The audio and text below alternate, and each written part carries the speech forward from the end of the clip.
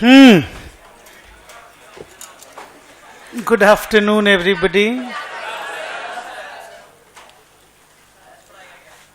आप लोगों का AS1 का क्लास चल रहा था. बुक लाए हैं आप लोग?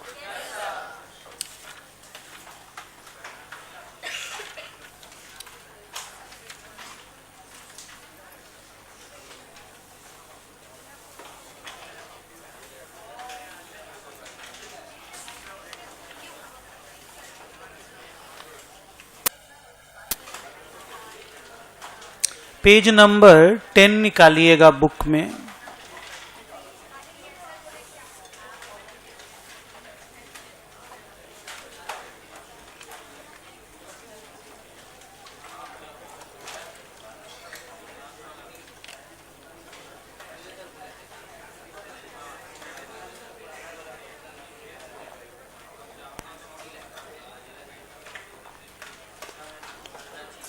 बच्चों, अब थोड़ा बात बंद करो, मैं क्लास स्टार्ट करता हूं. आपने पेज नंबर 10 निकाल लिया? बुक है आप लोगों के पास? गुड. आप लोग पैराग्राफ नंबर 1 को रीड करेंगे. कल हम लोग ये पैरा कंप्लीट कर चुके हैं और एक बार टिक लगा दीजिएगा कि this para is over. Okay, लेकिन आप लोग पहले पढ़ लीजिए.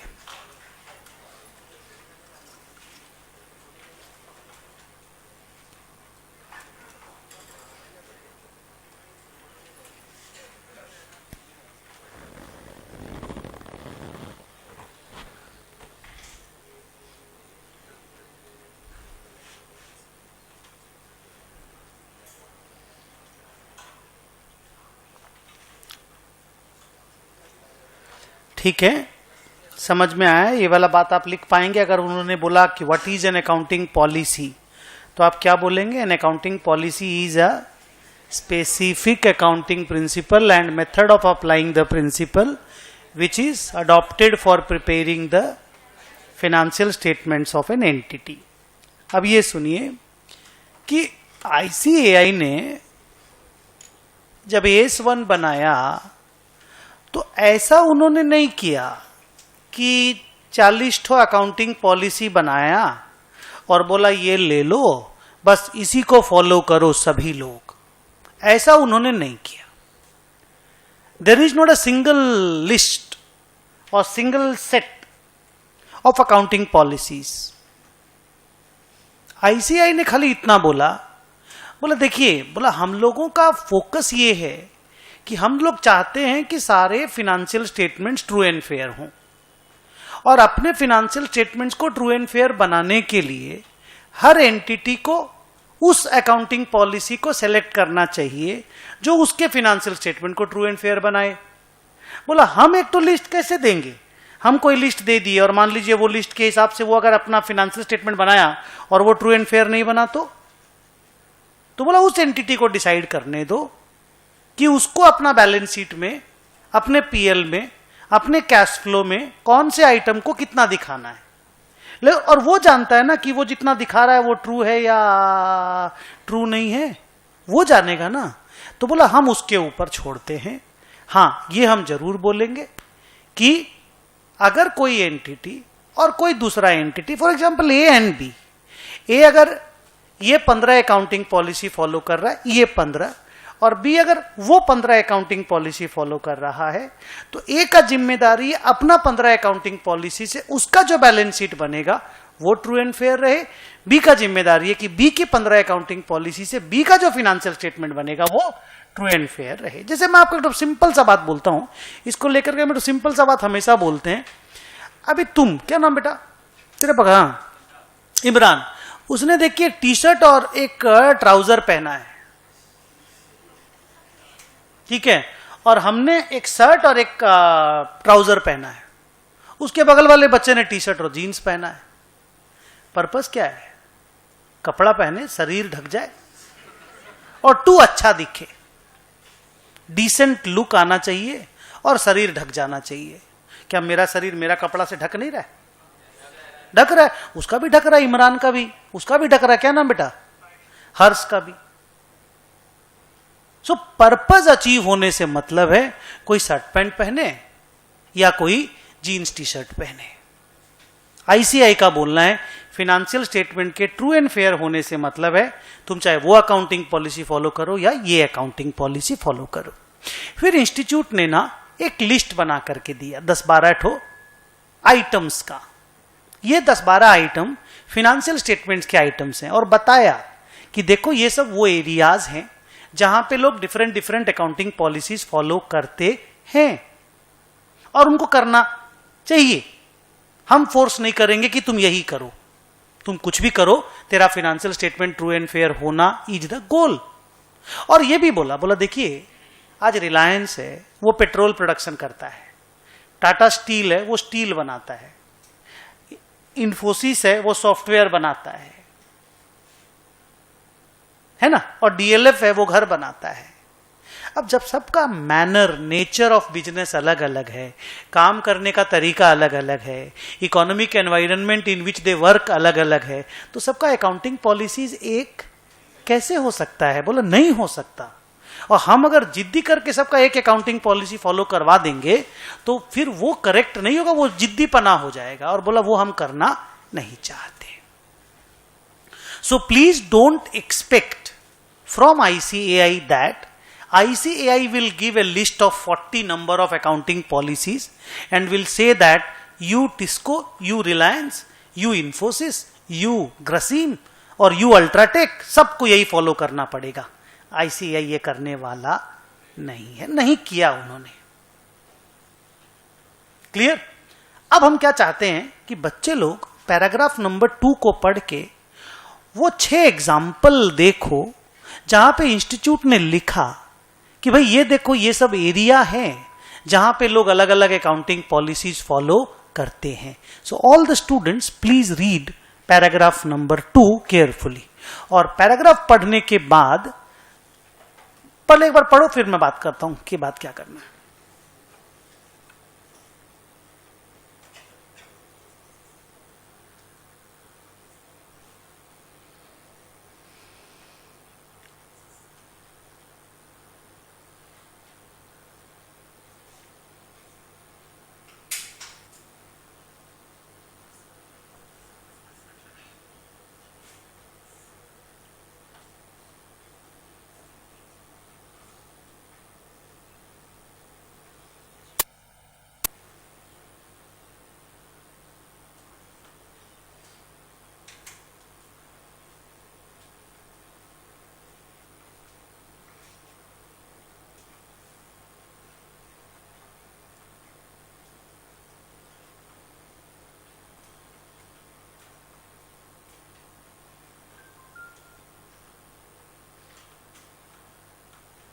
वहां कितने एग्जाम्पल दिखे आपको काउंटिंग करके?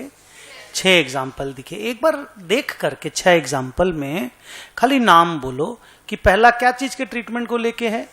डेप्रीसिएशन, दूसरा इन्वेंट्री, तीसरा इन्वेस्टमेंट, चौथा लॉन्ग टर्म कॉन्ट्रैक्ट, पांचवा फिक्स्ड असेट और छठा कॉन्टिंजेंट लायबिलिटीज। ये ऐसे और भी एग्जाम्पल्स हैं। ये 6 एग्जाम्पल हैं। यह इंस्टीट्यूट ने खाली ये लिख के दिया है, देखो ये सब कुछ एरिया हैं जहां पे लोग अलग अलग अकाउंटिंग पॉलिसी फॉलो करते हैं। और इंस्टीट्यूट ने ना ये 6 के 6 एरिया पे 6 नंबर ऑफ अकाउंटिंग स्टैंडर्ड बना के दिए हैं। और भी अकाउंटिंग स्टैंडर्ड है पर इस 6 पे भी अकाउंटिंग स्टैंडर्ड है। सर फिर वो क्यों बना के दिया इंस्टीट्यूट?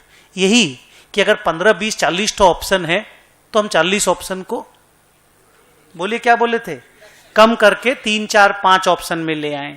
3, 4, 5 रहेंगे तो एक तो उनको भी सिलेक्शन करने में आसानी रहेगा और प्लस लोगों को भी कंपेयर करने में आसानी रहेगा। और बोला कहीं पे कोई गलती करते हो, कुछ मिस्टेक हो रहा हो तो हम सुधार दें। तो इंस्टीट्यूट ने ये 6 के 6 एरिया पे अकाउंटिंग स्टैंडर्ड्स बना के दिए हैं। जो लोग ग्रुप 2 की क्लास में आते हैं इसमें से एक वो लोग ऑलरेडी, रादर 2 वो लोग ऑलरेडी पढ़ चुके हैं। क्या आप बता सकते हैं कौन सा आप लोग पढ़ चुके हैं? हाँ, कॉन्टिंजेंट लायबिलिटी जो AS 29 में है और कंस्ट्रक्शन कॉन्ट्रैक्ट जो अकाउंटिंग स्टैंडर्ड 7 में है। और बाकी जो ये चारों हैं ना ये आप लोग ग्रुप 1 में पढ़ोगे। डिप्रीसिएशन, इन्वेंट्री, इन्वेस्टमेंट और फिक्स्ड एसेट्स। क्लियर हुआ ये पैराग्राफ? इस पैराग्राफ पे मैंने कई बार क्वेश्चन देखा है, जैसे एक तो 1 नंबर और 2 नंबर पैरा को मिला के क्वेश्चन डालता है। वो लोग भले बोल देगा डिफाइन अकाउंटिंग पॉलिसी, पहला वाला पैरा में है, और बोलेगा mention at least 4 number of areas in which people follow different accounting policies. तो जो 6 एग्जाम्पल है, बस इसमें से 4 का नाम लिख के दे देना है। ये दोनों थ्योरी लिखने का क्वेश्चन है, ठीक है। अब इस पैराग्राफ नंबर 2 को टिक लगा दो, हम लोग पैराग्राफ नंबर 3 में जा रहे हैं।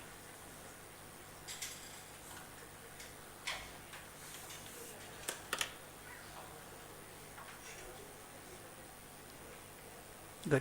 अच्छा बच्चों, लास्ट वाली क्लास में आप लोग एग्जाम्पल का आंसर लिखे थे? मैं बोला था लिखवाऊंगा ना, ओके ठीक है, उसको रहने दो, अभी वो मैं फिर से लिखवा दूंगा। अभी सब्सटेंस ओवर फॉर्म फिर से आएगा ना, तब हम वहां पे लिखवा देंगे। अच्छा अब सुनिए, देखिए मैं आपको एक बैलेंस शीट दिखाता हूं, रियल बैलेंस शीट, और उसके पीछे मैं आपको सिग्निफिकेंट अकाउंटिंग पॉलिसीज दिखलाता हूं। हेलो, बात मत करो बेटा। और तब आपको समझ में आएगा कि S1 एग्जैक्टली बोलना क्या चाहता है, ठीक है। Just see this balance sheet.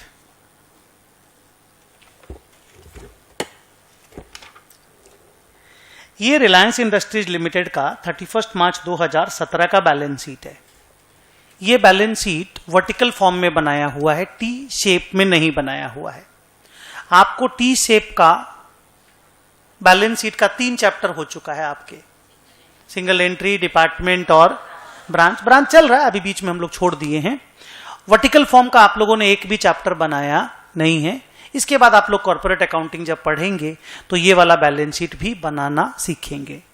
हमको आज जो आपको दिखलाना है वो है ये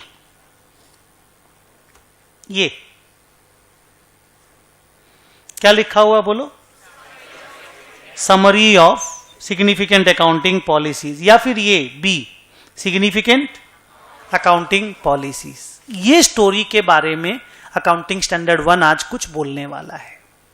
before going into this, एक लाइन मुझे बताइए। मान लीजिए आपके सामने मेरा balance sheet, PL, cash flow रखा हुआ है, नोट्स रखा हुआ है, लेकिन मैं जो 15 अकाउंटिंग पॉलिसीज फॉलो करता हूं उसके बारे में कुछ भी लिखा हुआ नहीं है। और आपको बैलेंस शीट, पीएल और कैश फ्लो दे दिया गया और आपको बोला गया इसको समझो और 2, 4, 5 बात बताओ। फिर आपके सामने एक और बैलेंस शीट रखा हुआ है जो मान लो रिलायंस का है। वहां पे balance sheet, PL, cash flow है, नोट्स है और 25 अकाउंटिंग पॉलिसीज है कि भाई हमने डिप्रीसिएशन WDV पे मारा है, हम इन्वेंट्री को कॉस्ट और NRV which ever is lower पे वैल्यू किए हैं, हम cost first in first out पे निकालते हैं, हम असेट को, फिक्स्ड असेट को कॉस्टलेस डिप्रीसिएशन पे वैल्यू करते हैं। ऐसे करके पॉलिसीज ले, हम गुडविल को 5 साल में अमोर्टाइज करते हैं, हम लॉन्ग टर्म इन्वेस्टमेंट को कॉस्ट पे वैल्यू, ऐसा करके लिखा हुआ है। अब आप एक बात बताओ, क्या आप ये मानते हो अंदर से कि फिनेंशियल स्टेटमेंट्स को अगर बेहतर तरीके से समझना है तो अकाउंटिंग पॉलिसीज का नॉलेज अगर तुम्हें है, उस कंपनी की अकाउंटिंग पॉलिसीज का, तब तुम उस फिनेंशियल स्टेटमेंट को जितना अच्छे से समझोगे, बिना उस कंपनी के अकाउंटिंग पॉलिसी के नॉलेज से आप उसी फिनेंशियल स्टेटमेंट को कमती अच्छे से समझ पाओगे। क्या आपको पहले बताओ अंदर से ये लग रहा है? एक प्लेन बैलेंस शीट और एक balance sheet with 20 number of accounting policies, कौन सा चीज बैलेंस शीट को बेहतर समझने में मदद करेगा? Balance sheet with accounting policies. आप ये मानते हो ये वाला बात? तो पिछले कुछ क्लासेस में मैंने आपको 1-2 चीज बोली, चाहे ग्रुप 1 में या ग्रुप 2 में, कि फिनेंशियल स्टेटमेंट की 4 क्वालिटीज होती हैं। कोई भी बैलेंस शीट हो, 4 क्वालिटी उसमें होता है: अंडरस्टैंडेबिलिटी, रिलायबिलिटी, रेलेवेंस और कंपेरेबिलिटी। कोई भी फिनेंशियल स्टेटमेंट जब बनता है तो ये फिनेंशियल स्टेटमेंट के बनाने वाले की जिम्मेदारी होती है कि वो ऐसा फिनेंशियल स्टेटमेंट बनाए जो लोगों को समझ में आए। I am talking about understandability. और समझ में आने के लिए अभी अभी तुमने बोला कि वो फिनेंशियल स्टेटमेंट बेहतर समझ में आता है जिसमें फिनेंशियल स्टेटमेंट के साथ अकाउंटिंग पॉलिसीज का भी जिक्र किया जाए, ये आप मानते हो। तो फिर क्या आप ये नहीं मानते, जब ये दोनों बात मानते हो तो फिर ये भी मानो कि फिर हर फिनेंशियल स्टेटमेंट बनाने वाले लोगों की ये जिम्मेदारी होनी चाहिए कि वो अपनी सारी अकाउंटिंग पॉलिसीज नहीं फॉलो तो करेगा ही। बिना फॉलो किए तो आप बैलेंस शीट नहीं बनाओगे। डेप्रिसिएशन का कोई पॉलिसी नहीं है तो फिर कैसे बैलेंस शीट बनाओगे? स्टॉक का कोई पॉलिसी नहीं है तो तब बैलेंस शीट ही नहीं बना पाओगे। स्टोरी को आपने डेविएट कर दिया। मैं कितनी बढ़िया बात सुना रहा था। मैं बोल रहा था कि क्या आप मानते हो कि हर एंटिटी की यह जिम्मेदारी होनी चाहिए कि वो अपनी balance sheet, PL, cash flow के साथ अपनी सारी अकाउंटिंग पॉलिसीज भी डिस्क्लोज कर दे? बोलिए हाँ या ना।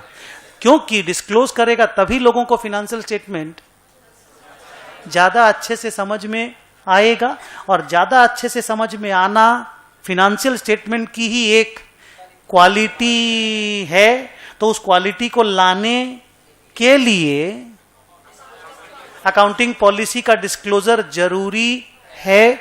इसके लिए सोचो बच्चों, आईसीएआई ने एक तो पैराग्राफ बना के लिया खाली ये लाइन बोलने के लिए।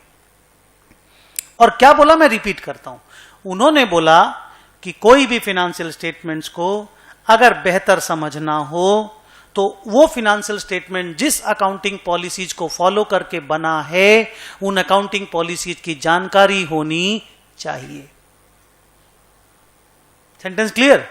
तो फिर हम हर एंटरप्राइज को ये कहते हैं कि आपकी जो भी सिग्निफिकेंट अकाउंटिंग पॉलिसीज है उनको आप डिस्क्लोज कर दें, सो दैट लोग आपके फिनेंशियल स्टेटमेंट को बेहतर तरीके से समझ पाएं। और लोग बेहतर तरीके से जब फिनेंशियल स्टेटमेंट समझेंगे तभी लोगों का डिसीजन मेकिंग, बोलो, इंप्रूव होगा। लोग समझ पाएंगे ना यार, हमको इस कंपनी को लोन देना चाहिए कि नहीं, हमको इस कंपनी से माल खरीदना चाहिए कि नहीं, हमको इसको माल बेचना चाहिए कि नहीं। बोलिए हाँ या ना। तो मैं डिस्कशन का पैराग्राफ नंबर 3 को क्लोज करता हूं, और वो पैराग्राफ है, क्या डिस्क्लोजर ऑफ अकाउंटिंग पॉलिसी जरूरी है या जरूरी नहीं है? क्या व्यू बनता है? जरूरी है। किस कारण के लिए? अंडरस्टैंडेबिलिटी को इंप्रूव करने के लिए। और क्या आप मानते हो कि अकाउंटिंग पॉलिसी की जानकारी के साथ जब फिनेंशियल स्टेटमेंट बनाए जाएं और पढ़े जाएं तो हमें फिनेंशियल स्टेटमेंट ज्यादा अच्छे से समझ में आएगा? ये बात आप मानते हो? तो खत्म हो गया बात। आईसीआई ने बोला हर एंटिटी को कि सर आप अपने फिनेंशियल स्टेटमेंट्स के बनाने में आपने जिन अकाउंटिंग पॉलिसीज को फॉलो किया है उन सब को डिस्क्लोज करें। ठीक है, अब इधर पैरा 3 रीडिंग थोड़ा बाद में करिएगा। अब उन्होंने इस डिस्क्लोजर को लेके 3 बात बोला, बड़ा बड़ा बात। ऐसे बात छोटा है पर दे आर वेरी सिग्निफिकेंट, इसलिए हम बड़ा बात बोल रहे हैं। लाइन एक ठो है। बड़ा बात माने नॉट इन क्वांटिटी, बड़ा बात माने क्वालिटी। उन्होंने बोला सारा अकाउंटिंग पॉलिसी का डिस्क्लोजर एक जगह पे होना चाहिए। क्या बोला? सारा अकाउंटिंग पॉलिसी का डिस्क्लोजर एक जगह पे होना चाहिए, एक जगह पे। माने instead of scattering one accounting policy in page number 12 and one is page number 19 and one is page number 36 and one is page number 94, all significant accounting policies must be disclosed in a single place, in a single place। उससे क्या होता है? Single place में जब जैसे तुम कोई note लिखते हो, जैसे अभी AS1 का नोट लिख रहे हो, सारा नोट एक ही पेज में लिख रहे हो कि कोई सा पेज नंबर 1, कोई 22, कोई 29, कोई 39, कोई 46? क्यों एक जगह पे लिखते हो?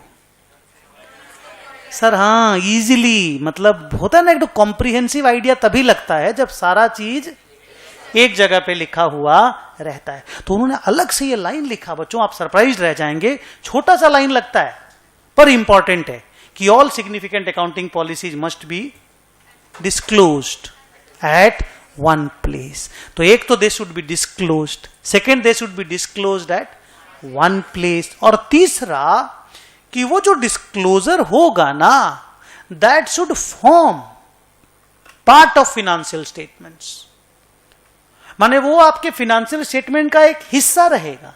जैसे balance sheet is a part, P&L is a part, Cash flow is a part. That disclosure of significant accounting policy is also a part. और वो आपके नोट्स ऑन अकाउंट्स का एक हिस्सा होना चाहिए. लोगों ने पूछा, बोला पार्ट और no part, how does it make a difference? क्या पार्ट और no part, how does it make a difference? We are disclosing. Part of financial statement बनाने से क्या है? हम डिस्क्लोज कर रहे हैं, काम खत्म है. क्या हम तो डिस्क्लोज कहीं पे भी कर देते, रखा जाता है. इंस्टीट्यूट ने बोला, और तुमको तो बेहतर समझ में आएगा, देखो मैं समझाता हूं, गुस्सा आ जाए भले ही, पर बहुत बढ़िया बात बोलेंगे. बीकॉम पढ़ रहे हो? बीकॉम में एक पेपर है एनवायरनमेंट, क्या नाम उसका है बोल तो, फुल फॉर्म बोल, एनवायरनमेंटल स्टडीज. बुक देखे हो उसका?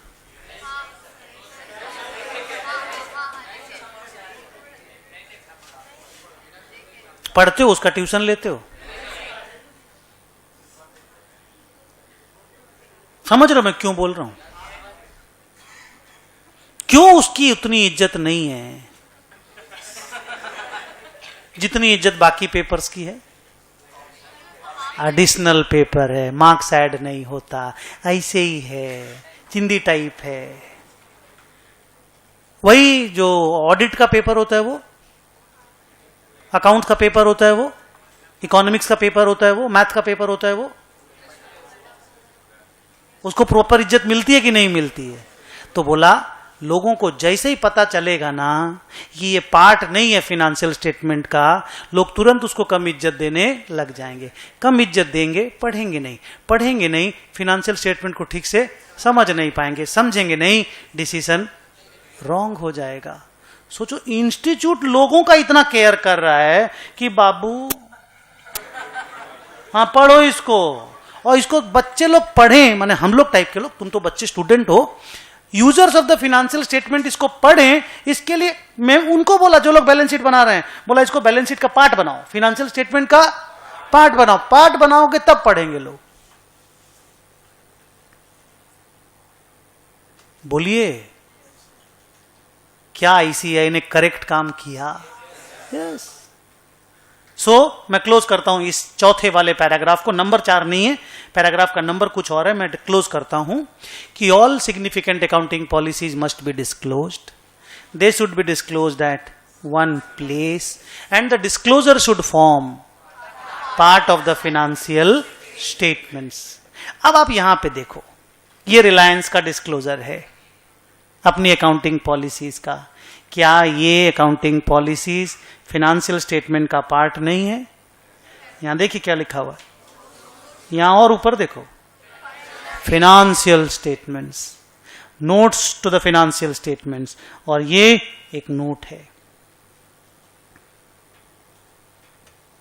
और सारा अकाउंटिंग पॉलिसी देखिए एक जगह पे डिस्क्लोज किया हुआ है. Fixed asset, leases, intangible asset, research, finance cost, impairment, provisions, employ benefit, tax expense, share based payment, revenue recognition, सब एक जगह पे डिस्क्लोज किया हुआ है. You got the message? ये चीज अकाउंटिंग स्टैंडर्ड 1 ने कंपनियों को बोला, या हर उन एंटिटी को बोला जो लोग अकाउंटिंग स्टैंडर्ड फॉलो करते हैं. अच्छा बच्चों, मेरी पिछली क्लास में मैंने आपको बोला था कौन लोग अकाउंटिंग स्टैंडर्ड फॉलो करते हैं? जिनका ऑडिट होता है. फैंटास्टिक, जिनका ऑडिट होता है. आप लोग रिकॉर्डिंग मत किया करो बच्चों क्लास में. नेक्स्ट, पैराग्राफ नंबर 3 रीड करो और पैराग्राफ नंबर 6 रीड करो. बंद कर दो बच्चों ये रिकॉर्डिंग करना, क्लास में रिकॉर्डिंग गलत है. जो भी कुछ कर रहे हो वो गलत है बस, ठीक है? चलो, अगर रिकॉर्डिंग नहीं कर रहे हो तो इट्स फाइन.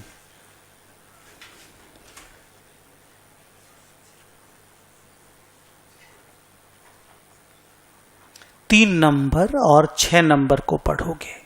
अगर कॉन्फिडेंस आ गया तो ठीक, नहीं तो आप क्वेश्चन पूछोगे.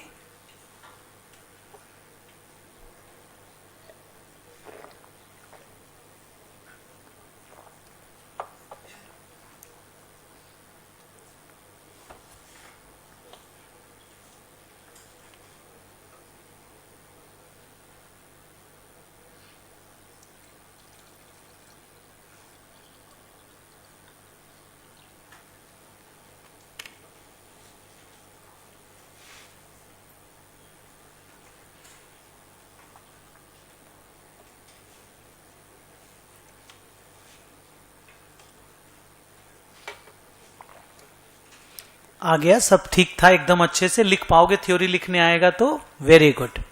अब सुनिए, मैं आपको पैराग्राफ नंबर 5 में जो पैरा में नोट्स है वो डिस्कस कर रहा हूं। ये मैं कल पूरा डिस्कस कर दिया था, अब एक बार ब्रीफ में आउटलाइन दूंगा और फिर वो जो क्वेश्चन था उसका आंसर लिखाएंगे, और उस तरह का सब्सटेंस ओवर फॉर्म का फर्दर एग्जाम्पल्स रिस्पेक्टिव एएस में देंगे। ठीक है, एक एग्जाम्पल आपको दिए थे, आपको अच्छा लगा होगा, जहां पे सेल परचेज की तरह का कपड़ा पहना दिया था एक ट्रांजैक्शन को, जबकि ट्रांजैक्शन क्या चीज का था, लोन का था। इसी को ट्रूली बोलते हैं सब्सटेंस ओवर फॉर्म। खैर मैं वहां तक वापस आता हूं। पहले मुझे यह बताओ कि कोई भी फाइनेंशियल स्टेटमेंट्स को प्रिपेयर करने की रिस्पॉन्सिबिलिटी किसकी होती होगी? यस, मैनेजमेंट की होती है। ये कभी भी रिस्पॉन्सिबिलिटी ऑडिटर की नहीं होती। ऑडिटर की तो रिस्पॉन्सिबिलिटी एक ही है कि वो फाइनेंशियल स्टेटमेंट को चेक कर ले और अपना ओपिनियन दे दे कि whether those financial statements are as per the accounting standards और not, whether those financial statements are presenting, बोलो, ट्रू एंड फेयर व्यू और नॉट। उसका यही काम है। वो अकाउंटिंग पॉलिसी सिलेक्शन नहीं करता यार, मेरी अकाउंटिंग पॉलिसी का सिलेक्शन मैं करता हूं, नितिन मुकेश नहीं। सर कौन है नितिन मुकेश? मेरे ऑडिटर हैं। वो नितिन मुकेश नहीं जो एक्टर है। Nitin is one person and Mukesh is another person. अभी मुकेश वहीं ऑफिस में बैठा, वहीं पे बैठा होगा अभी तो मेरे चैम्बर में ही। वो लोग मेरे ऑडिटर हैं, तो वो लोग मेरी अकाउंटिंग पॉलिसी सेलेक्ट नहीं करते। मैं अपनी अकाउंटिंग पॉलिसी, मुन्ना मोबाइल बंद कर, खुद सेलेक्ट करता हूं। और मुझे क्या ध्यान देना पड़ता है? बोलो, नहीं कर रहे तो कोई बात नहीं बेटा, इधर कहीं ध्यान दे रहे हो ना, मुझे लगा कि तुम ध्यान से सुन नहीं रहे हो। बोलो, मुझे क्या ध्यान देना पड़ता है जब मैं अपनी अकाउंटिंग पॉलिसी सेलेक्ट करता हूं? तो हाँ, एक ही, बोले ना कि एक ही गोल है मुन्ना, और वो है ट्रू एंड फेयर व्यू। कि मैं अपना फाइनेंशियल स्टेटमेंट जब बनाऊं तो उसमें प्रॉफिट लॉस का जो प्रॉफिट हो वो ट्रू एंड फेयर लगे, बैलेंस शीट में जो असेट लायबिलिटी है वो ट्रू एंड फेयर लगे, कैश फ्लो में जो इनफ्लो और आउटफ्लो ऑफ कैश है वो ट्रू एंड फेयर लगे। और ट्रू एंड फेयर कब लगेगा? जब मैं वो सारा बात को वैसे ही बताऊंगा, वो जैसे है, और उतना ही बताऊंगा वो जितना है। मेरा ट्रू एंड फेयर का बच्चों के लिए एक तो बढ़िया लेसन है कि जो जितना है उतना बताओ, जो जैसा है वैसा बताओ, ट्रू एंड फेयर व्यू आ जाएगा। जब भी तुम उसके साथ तड़का लगाने की कोशिश करोगे ना, तभी उसका ट्रूथफुलनेस और फेयरनेस बिगड़ेगा। एज इट इज बता दो, जो हुआ है वही ट्रू एंड फेयर है। बोलिए ये सच है कि नहीं? इंड एस जब मैं पढ़ाता हूं सीए फाइनल के बच्चों को, तो इंड एस में बड़ा अच्छा लाइन लिखा हुआ है, faithful presentation, unbiased presentation, error free presentation. क्या? फेथफुल प्रेजेंटेशन, अनबायस्ड प्रेजेंटेशन और एरर फ्री प्रेजेंटेशन। अगर आप ऐसा कर देते हैं, जवाब दीजिए, तो financial statement true and fair present कर देगा। मानते हो आप लोग? अंदर सुनिए, कोई भी चीज पढ़ते हैं ना, पहले आपको बिलीव करना पड़ता है कि हाँ आप सही पढ़ रहे हो, ठीक है ये सही है, उसके बाद आपको लगेगा हाँ याद रहेगा। खुद बिलीव ही नहीं करेंगे ना, तब आपको कभी भी याद नहीं रहता है। अच्छा, फिर मैंने आपको एक बात बोला था, इंस्टीट्यूट ने एक बात बोला ऐसे तो अगर आप सारा अकाउंटिंग स्टैंडर्ड्स ढंग से फॉलो कर लेते हो ना, तो हम लोग मानते हैं हम इतना मेहनत किए। इंस्टीट्यूट बोल रहा है, बोला हम लोग इतना मेहनत किए हैं कि आपका financial statement true and fair हो जाएगा। बट फिर भी हम 3 बड़ा मंत्रा देते हैं, अगर आप ये मंत्रा फॉलो कर लेंगे तो मान लीजिए मोर और लेस ट्रू एंड फेयर के नजदीक आप पहुंच जाएंगे। उसमें 1 वाज प्रूडेंस। Yes, prudence. ये प्रूडेंस ही है कि provision for discount on debtor तो बनता है, but provision for discount on creditor का इनकम रिकॉर्ड नहीं होता है। मेरा डेटर जो मेरा पैसा डुबाता है उसका तो लॉस हम लिखते हैं, पर हम जो क्रेडिटर का पैसा डुबाने वाले हैं उसका इनकम हम लोगों ने कभी नहीं लिखा। Provision for doubtful debt, provision for doubtful creditor, income side में। समझे मैं क्या बोला? फिर हम लोगों ने पढ़ा मटीरियलिटी। उस पर मैंने क्या पढ़ाया था, कल बहुत डिटेल में पढ़ाए थे हम, कि अगर कोई ऐसा इंफॉर्मेशन, भाई फाइनेंशियल स्टेटमेंट में आप इंफॉर्मेशन ही तो दे रहे हो ना, land and building is an information, उसका 15 लाख रुपया उसका एक इंफॉर्मेशन है। अगर कोई इंफॉर्मेशन कैसा है, सिग्निफिकेंट है, मटीरियल है, इंपॉर्टेंट है, वो कैसे इंपॉर्टेंट होता है? लोगों के डिसीजन मेकिंग को अगर वो जानकारी इन्फ्लुएंस करता हो तो हर वो जानकारी मटीरियल है। ठीक है, अब एक मटीरियल बात बताते हैं तुमको। हाँ, मान लीजिए ये बुक है, इस बुक में ये 3 चैप्टर है, और भी बुक मिलेगी उसमें और भी चैप्टर्स हैं। तुमने एडमिशन ले लिया, मेरे से तो मिले नहीं, मेरे से तो क्लास में ही मिले। क्लास जब चालू हुई तो मैंने बताया कि भाई डिपार्टमेंटल हम पढ़ाएंगे नहीं, सिंगल एंट्री हम लोग पढ़ेंगे नहीं, वो तुम लोग को खुद करना है। एएस हम लोग कुछ भी नहीं पढ़ेंगे, हम सीधा कैश फ्लो और कंपनी बैलेंस शीट पढ़ाएंगे बस। क्या हुआ बताइए? सर हम नहीं पढ़ेंगे बस, तो पैसा था। हाँ, फ्रॉड, गुड, बिल्कुल करेक्ट, एकदम फ्रॉड। तो अब आप सोचो कि क्या ये सारा इंफॉर्मेशन मटेरियल नहीं था? तुमको एडमिशन लेने के, अगर सच्ची हो, सच नहीं है रे, सब पढ़ाए हम, सब पढ़ाएंगे, तुम्हारे एडमिशन लेने के पहले तुमको इन सब की जानकारी देनी चाहिए थी। और जानकारी देगा कौन? मैं ही तो दूंगा ना, जल्दी बोलिए। और फिर तुम्हारे ऊपर डिसीजन मेकिंग छोड़ना चाहिए था। बोलिए यस और नो। अगर मैं ये सब चीज तुमको नहीं बोलता हूं और तुम आकर के एडमिशन लेते हो तो तुम इसी उम्मीद से एडमिशन लेते हो कि यस पूरे सिलेबस में जितने चैप्टर्स हैं वो तुम्हारे कवर किए जाएंगे। बोलिए यस और no. Now closing down the discussion, कि हर वो मटेरियल इंफॉर्मेशन जो लोगों की डिसीजन मेकिंग को इन्फ्लुएंस करे वो मटेरियल होती है। और हर मटेरियल इंफॉर्मेशन को अगर एंटिटी ढंग से डिस्क्लोज कर देता है तो उसका financial statement true and fair माना जाता है। फिर एक बात हम बोले थे, सब्सटेंस ओवर फॉर्म। इसमें मैंने आपको बोला था अगर सब्सटेंस एंड फॉर्म दोनों एक ही बात बोले, किसी का भी बात सुन लो, आंसर एक ही आएगा, क्योंकि दोनों एक ही तो बात बोल रहा है। बोलिए। लेकिन अगर सब्सटेंस कुछ और बोले और फॉर्म कुछ और बोले, अगर दोनों एक दूसरा से कॉन्ट्राडिक्ट करे, तो accounting should be governed bye substance, form should be ignored. याद है? उसी का फिर एग्जाम्पल आप लोगों को दिया था, और एग्जाम्पल बहुत अच्छे से समझाए भी थे, उसका नोटिंग नहीं कराए थे। चलो आप लोग नोट करो।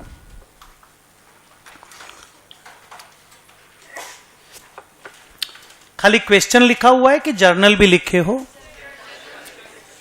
खाली क्वेश्चन लिखा, अगर जर्नल लिखे हो तो जर्नल के नीचे, और अगर खाली क्वेश्चन लिखे हो तो क्वेश्चन के नीचे लिखो द अबव ट्रांजैक्शन। कौन सा ट्रांजैक्शन? मिस्टर ए ने मिस्टर बी को सामान बेचा 1 लाख रुपया का। डेट ऑफ सेल था 1/4/19, सेल का अमाउंट था 1 लाख रुपया। ट्रांजैक्शन कैश में हुआ था, लेकिन बी को यह अधिकार नहीं था कि वो उस सामान को कंज्यूम कर सके, खा सके, बेच सके। उसको उस सामान को संभाल के रखना था और 6 महीना बाद वापस करना था, और ए उसको 1,06,000 रुपया वापस देने वाला था against the repurchase of the same goods. इसका जर्नल लिखाने बोले थे बुक्स ऑफ ए में, याद है? कॉपी में लिखो the above transaction looks like a transaction of sale and purchase.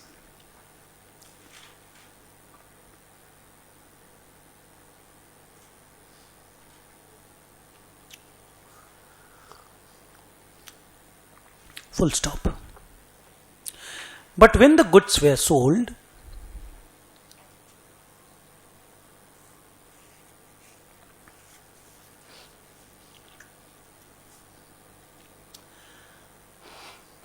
Comma करके लिखो, the buyer did not get the ownership of the goods. Buyer को ओनरशिप मिला ही नहीं. He was not allowed. He मतलब यहां बायर है बी. बी है ना buyer.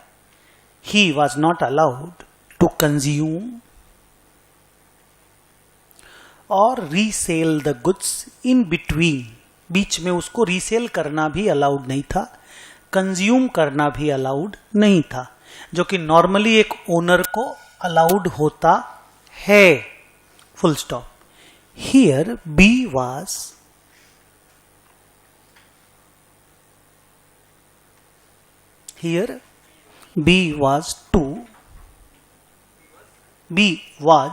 to keep the goods and return it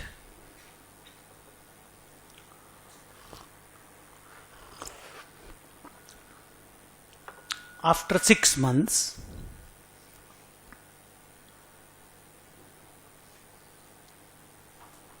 after 6 months. ये लाइन बतलाती है कि बी कभी मालिक बना ही नहीं. सेल बोला गया जो सेल नहीं था. समझ लो क्या बोले हम. तो वो सेल था नहीं, उसको सेल सिर्फ बोला गया. ओनरशिप ट्रांसफर हुआ नहीं. जहां पे बोला गया ए ने बी को माल बेच दिया, बिका ही नहीं माल. Full stop. Actually, it is a transaction of loan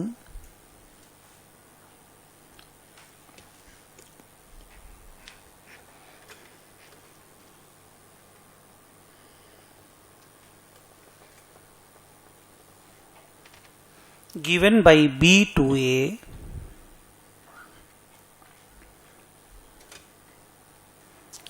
where goods were कर दो, वेयर सिक्योरिटी. मॉर्टगेज था वो, सिक्योरिटी था. Goods were security. The loan amount was 1 lakh.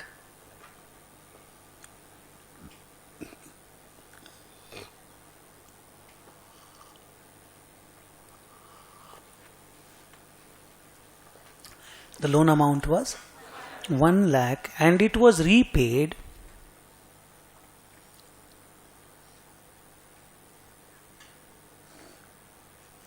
after 6 months together with an interest of 6,000.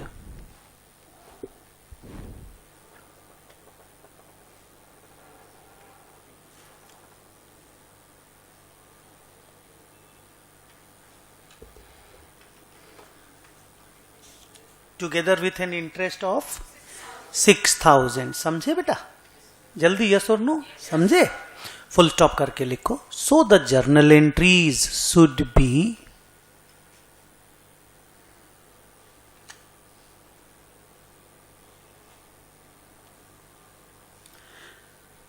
ये दोनों journal entry copy कर लो, ये वाला और ये वाला.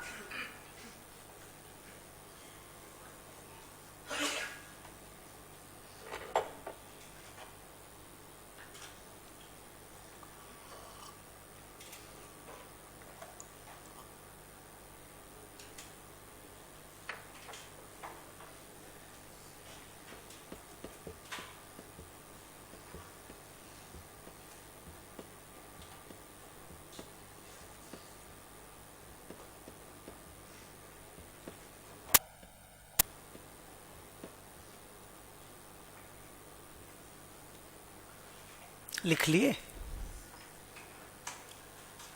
अब आप लोग पेज नंबर 11 में जाओगे, पैराग्राफ नंबर 5 का प्रॉपर रीडिंग करोगे. कुछ भी अगर नहीं समझ में आया होगा आप मुझे बताओगे, और सब समझ में आ जाता है तो कॉन्फिडेंस लेकर के आगे बढ़ेंगे.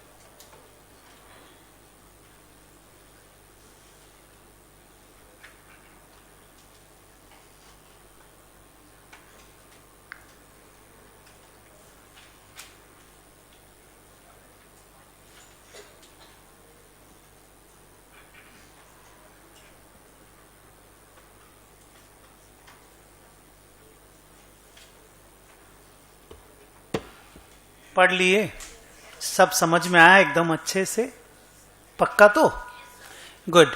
अच्छा, अब हम लोग एक दो और पैराग्राफ पढ़ने जाते हैं। एक डिस्कशन है AS1 में किया हुआ, उसका नाम है फंडामेंटल अकाउंटिंग अजम्पशंस।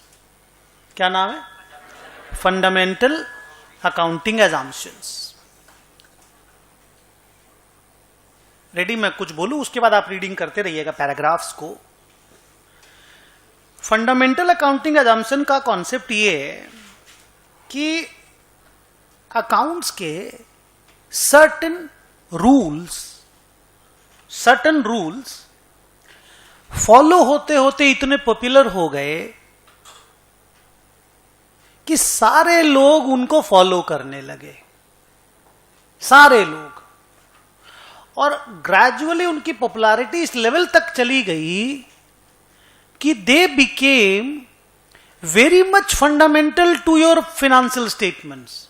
कि ये तो होगा ही यार, माने लोग मान के चलने लगे, ओ ये तो होगा ही, ये तो होगा ही टाइप हो गया। और क्योंकि वो रूल इतने पॉपुलर हो गए, सब लोग फॉलो करते थे, तो सारे लोग ये मानने लग गए।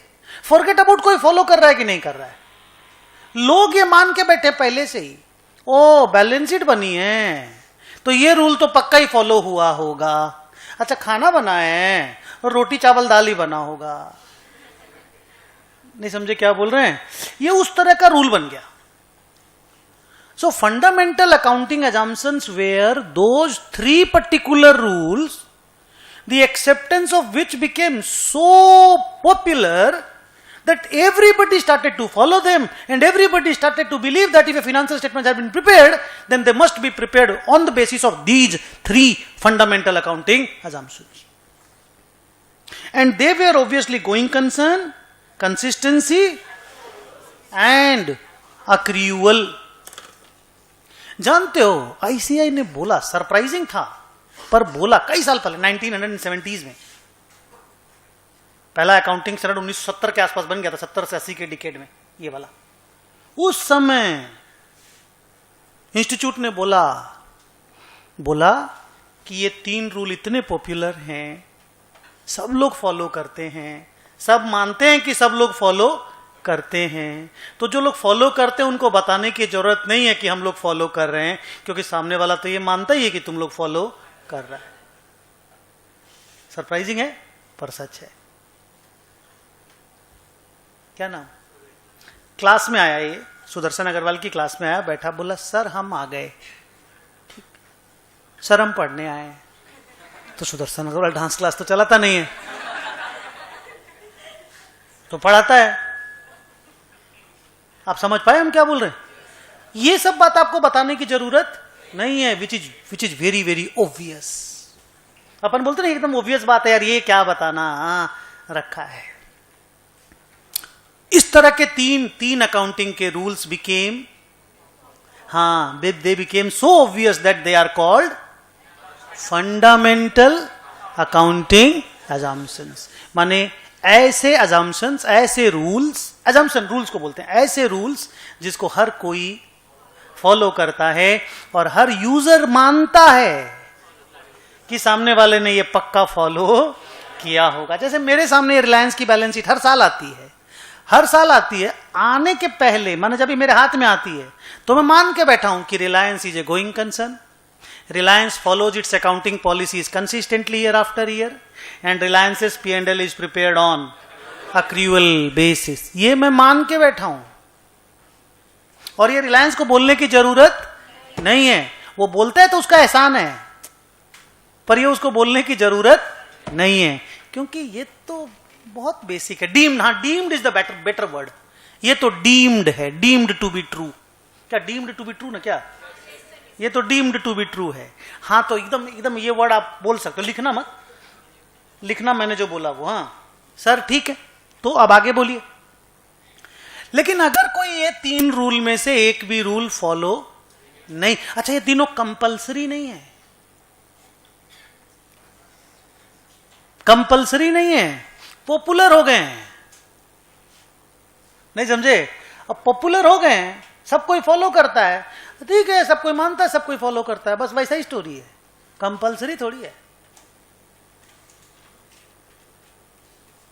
तो सर मान लीजिए अगर किसी ने फॉलो नहीं किया तो उसको, हाँ, उसको नोट देना पड़ेगा कि हम फलना फलना वाला फंडामेंटल अकाउंटिंग अजम्पशन हम फॉलो नहीं किया, हम तो ई कर्म कांड किए हैं।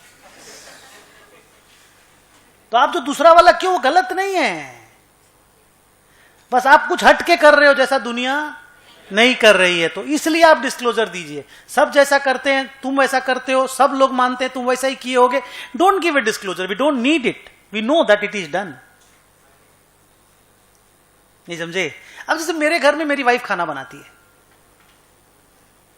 कोई दिन अगर किसी दूसरे ने खाना बनाया,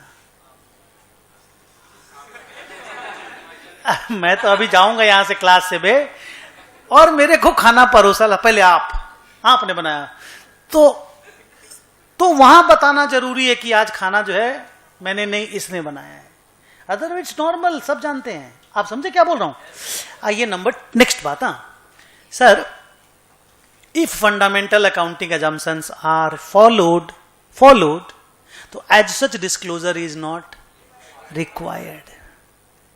but if they are not followed, then a disclosure must be given, क्योंकि लोग तो ये मान के बैठे हैं, समझ रहे हो, कि वो फॉलो हो रहा होगा, जबकि आप तो फॉलो नहीं किए। गुड।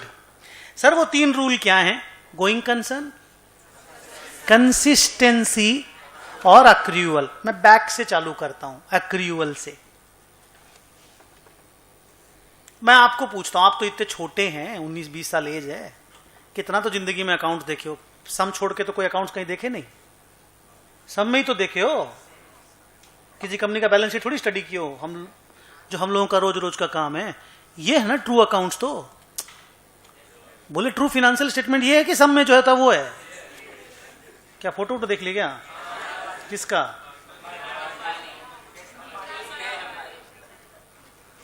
कहाँ दिखा? हमको नहीं दिखा। ये वाला दिख गया? रुकिए एक तो बढ़िया बात बोलेंगे और देखिएगा, even though you don't know properly कि what is the exact meaning of fundamental accounting assumption, but you believe ये तो हुआ ही होगा। तुम रिलायंस के बारे में नहीं मालूम, तुमको कंपनी क्या करती है नहीं मालूम, बट फिर भी तुम मानोगे ओ ये तो हुआ ही होगा। ये इतने फंडामेंटल है, इतने पॉपुलर है ये। देखिए, ये आपके सामने रिलायंस का मान लो पीएल है, ठीक है, ये सेल है, क्या लिखा देख, सेल ऑफ प्रोडक्ट्स और इनकम फ्रॉम सर्विसेज, ये उसका टोटल सेल है 3,30,000 करोड़, और ये अदर इनकम है ये 339 करोड़, मतलब 3,39,000 करोड़, 4 लाख करोड़ रुपए के आसपास। क्वार्टर में लाख करोड़ है, अभी 1.25 लाख करोड़ हो गया है। क्या बोल रहे हो? ये लाख है और फिर 7 जीरो और है, वो छुपा लिया है, राउंड ऑफ कर दिया। इसके बाद 7 जीरो और है, राउंड ऑफ हो गया वो। मैं आपको कल बोला था ना, वो लोग जितना मैं राउंड ऑफ करता उतना अपना टोटल सेल होता है। नहीं बोला? ये वाला बात बोला था तो आप लोगों को। नाउ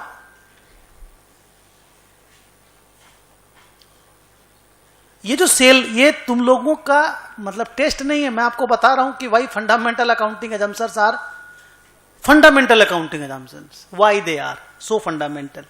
एक बताओ ना, ये जो सेल का फिगर है, इसमें खाली कैश सेल है कि क्रेडिट सेल भी है? दोनों है। क्यों, तुमको मुकेश अंबानी आके बोला था इसमें दोनों है? आप समझे मैं क्या क्वेश्चन पूछ रहा हूं? वो तुमको बोला था इसमें दोनों है, तो तुमको कैसे लगा दोनों है? नहीं, कैसे एज्यूम कर ले, वही तो पूछ रहे हैं।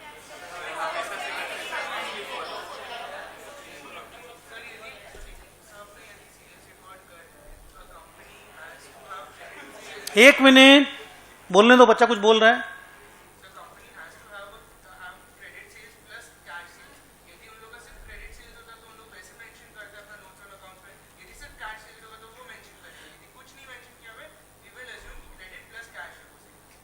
नहीं मैं वो समझ गया। मेरा कहने का मतलब यह है कि क्रेडिट सेल हुआ होगा, पर रिकॉर्ड नहीं करके जब रुपया मिला होगा तब रिकॉर्ड किया होगा। आप समझ रहे हो मैं क्या बोल रहा हूं? तुमको यह क्यों लगा इस सेल के अंदर क्रेडिट सेल है? The answer is accounts are always prepared on accrual basis. Transaction अगर अक्रू होता है, लोग उसको रिकॉर्ड करते हैं, रुपया मिलने का इंतजार नहीं होता। पहले सेल रिकॉर्ड हो जाती है, पैसे बाद में मिलते हैं। सेल रिकॉर्ड होने का एक ट्रांजैक्शन का एंट्री डेटर्स टू सेल होता है, पैसे मिलने की एक और एंट्री होती है जिस एंट्री का नाम है cash. Don't laugh. Cash account debit to debtors account. बोलिए सच है कि नहीं है? और ये सब लोग करते हैं, तो रिलायंस भी करता होगा। एवरीबडी फॉलोज, जल्दी, accrual basis. Everybody follows accrual basis. लेकिन अगर कोई कैश बेसिस फॉलो करे तो उसको बोलना पड़ेगा कि I am following cash basis, I am not following accrual basis. नहीं तो हम लोग तो यही मान के बैठे हैं कि ये अक्रूवल बेसिस फॉलो हुआ होगा। सेम लाइन पे ये कंसिस्टेंसी। पिछली बार जो अकाउंटिंग पॉलिसी सेलेक्ट होकर के जो बैलेंस शीट बनी होगी, इस बार की भी बैलेंस शीट उसी अकाउंटिंग पॉलिसीज पे बनी होगी। हम लोग यही मान के बैठे रहते हैं। गोइंग कंसर्न, हर फिनेंशियल स्टेटमेंट जो भी कंपनी का बनता है वो इसी प्रेमाइस पे बनता है कि ये कंपनी एक गोइंग कंसर्न है, ये कंपनी आने वाले सालों में भी चलेगी, ये कंपनी अपना बिजनेस करती रहेगी, इस कंपनी को अपना बिजनेस कट शॉर्ट करने की कोई जरूरत नहीं है। और कंपनी के फाइनेंशियल स्टेटमेंट्स उसी हिसाब से बनाए हुए हैं कि company is a going concern. ये तीनों रूल, गोइंग कंसर्न, कंसिस्टेंसी और accrual, they had become fundamental accounting assumptions. मैं आपको एक बात सुनाता हूं। उस बात के ऊपर एग्जाम में एक बार क्वेश्चन आया था, प्रैक्टिकल क्वेश्चन, सम सॉल्यूशन वाला। हम आपको वो सम भी दिखलाएंगे, अभी मेरे पास होगा कि नहीं मालूम नहीं, पर आपको दिखलाएंगे हम, हो सकता है नेक्स्ट डे दिखलाएं, और आज होगा तो आज भी दिखलाएंगे। अगर कोई एंटिटी गोइंग कंसर्न रहता है ना, हर कोई है, पर मान लो वो है ना, तो वो अपने असेट्स को, जैसे फिक्स्ड असेट है ना, उसको कॉस्टलेस डेप्रिसिएशन करके दिखाएगा। क्या? वो इन्वेंट्री को ना कॉस्ट और NRV which ever is lower पे दिखाएगा। वो ना सब कुछ अकाउंटिंग स्टैंडर्ड के हिसाब से करेगा। कौन? जो गोइंग कंसर्न है, वो रूल वाइज चलेगा। लेकिन जो गोइंग कंसर्न नहीं रहता ना, those who are not a going concern, वो अपना हर असेट और हर लायबिलिटी को अपने रियलाइजेबल और पेएबल वैल्यूज पे दिखाता है। जैसे नॉर्मल आदमी लिखेगा ना, building opening 60,000, depreciation 10,000, outer column 50,000। वो आदमी जिसका गोइंग कंसर्न नहीं है, वो देखेगा ये बिल्डिंग कितना में बिकेगा। मान लो ये बिल्डिंग बिकेगा 12,000 में, तो वो लिखेगा 60 माइनस 48 12। जो तुम लिखे 60 माइनस 10 50, तो तुम तो लाइफ, डेप्रिसिएशन, रूल, ज्ञान, भाषण सब फॉलो किए ना। ये ना कितना में बिकेगा? हम तो बिकने वाले हैं ना, हम तो गोइंग कंसर्न है नहीं, हम तो जिंदा रहेंगे नहीं, हमको तो अपना सारा एसेट लायबिलिटी बेच के खत्म करना है। तो हम सेल वैल्यू पे लिखेंगे। तो सेल वैल्यू अगर 12 लाख हो गया है तो 48 लाख का डेप्रिसिएशन लिख दो, खत्म करो बात को। क्या बोले?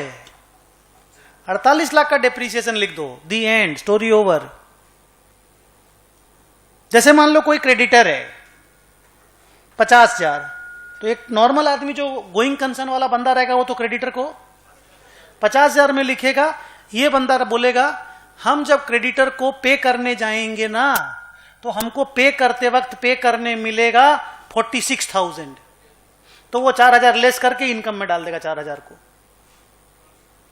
वो प्रूडेंस प्राडेंस नहीं जानेगा, उसको रियलाइजेबल एंड पेएबल वैल्यू पे अपनी असेट एंड लायबिलिटी लिखनी है। Did you get the point? क्या आपने कोई ऐसी बैलेंस शीट देखी है जो इस तरह से बनती है? नहीं, क्योंकि आप लोग सभी हर वो बैलेंस शीट बनाते हो जो गोइंग कंसर्न के बेसिस पे बनती है, फुल स्टॉप। एनीवे, मेरे बुक का पैराग्राफ नंबर 4 मैंने अभी पढ़ा दिया। अच्छा, मैं थोड़ी देर में आपको वो वाला क्वेश्चन दिखाऊंगा जो गोइंग कंसर्न और नो गोइंग कंसर्न दोनों पे बनाने का है, ठीक है? आप इसको, इस वाले पैराग्राफ को पढ़ो, पैराग्राफ नंबर 4 को रीड करो।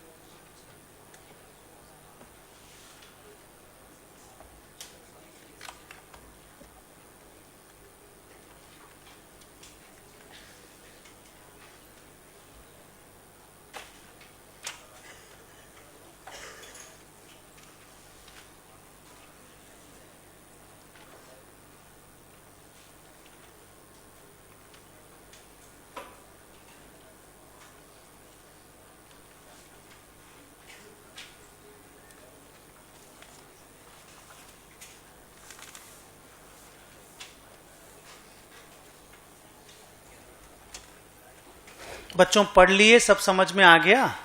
कुछ लाइन आपको बात करने का मन है कि सब कंफर्टेबल है? गुड। अब इधर सुनिए, 2 पैराग्राफ और बोलते हैं, उसके बाद वो going concern no going concern वाला एक सम बनवाते हैं, फिर ये वाला एस कंप्लीट करते हैं। अब इधर सुनिए, मान लीजिए ओवर लास्ट 6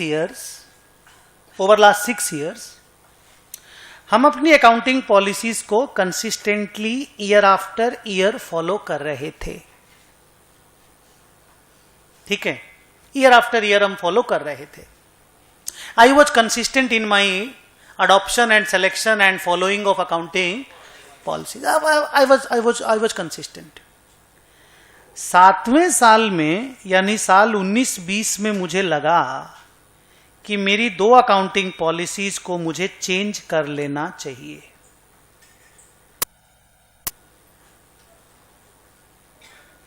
हिंदी समझते हो?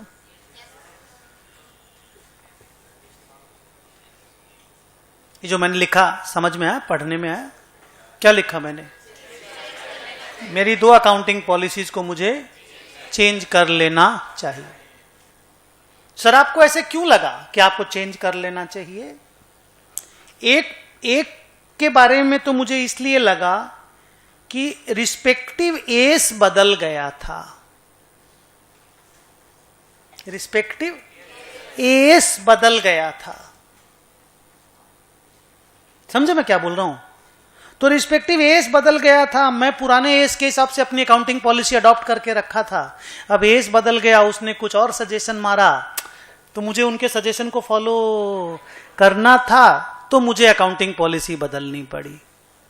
और दूसरे के बारे में लॉ बदल गया था। कंपनीज एक्ट 2013 आ गया था।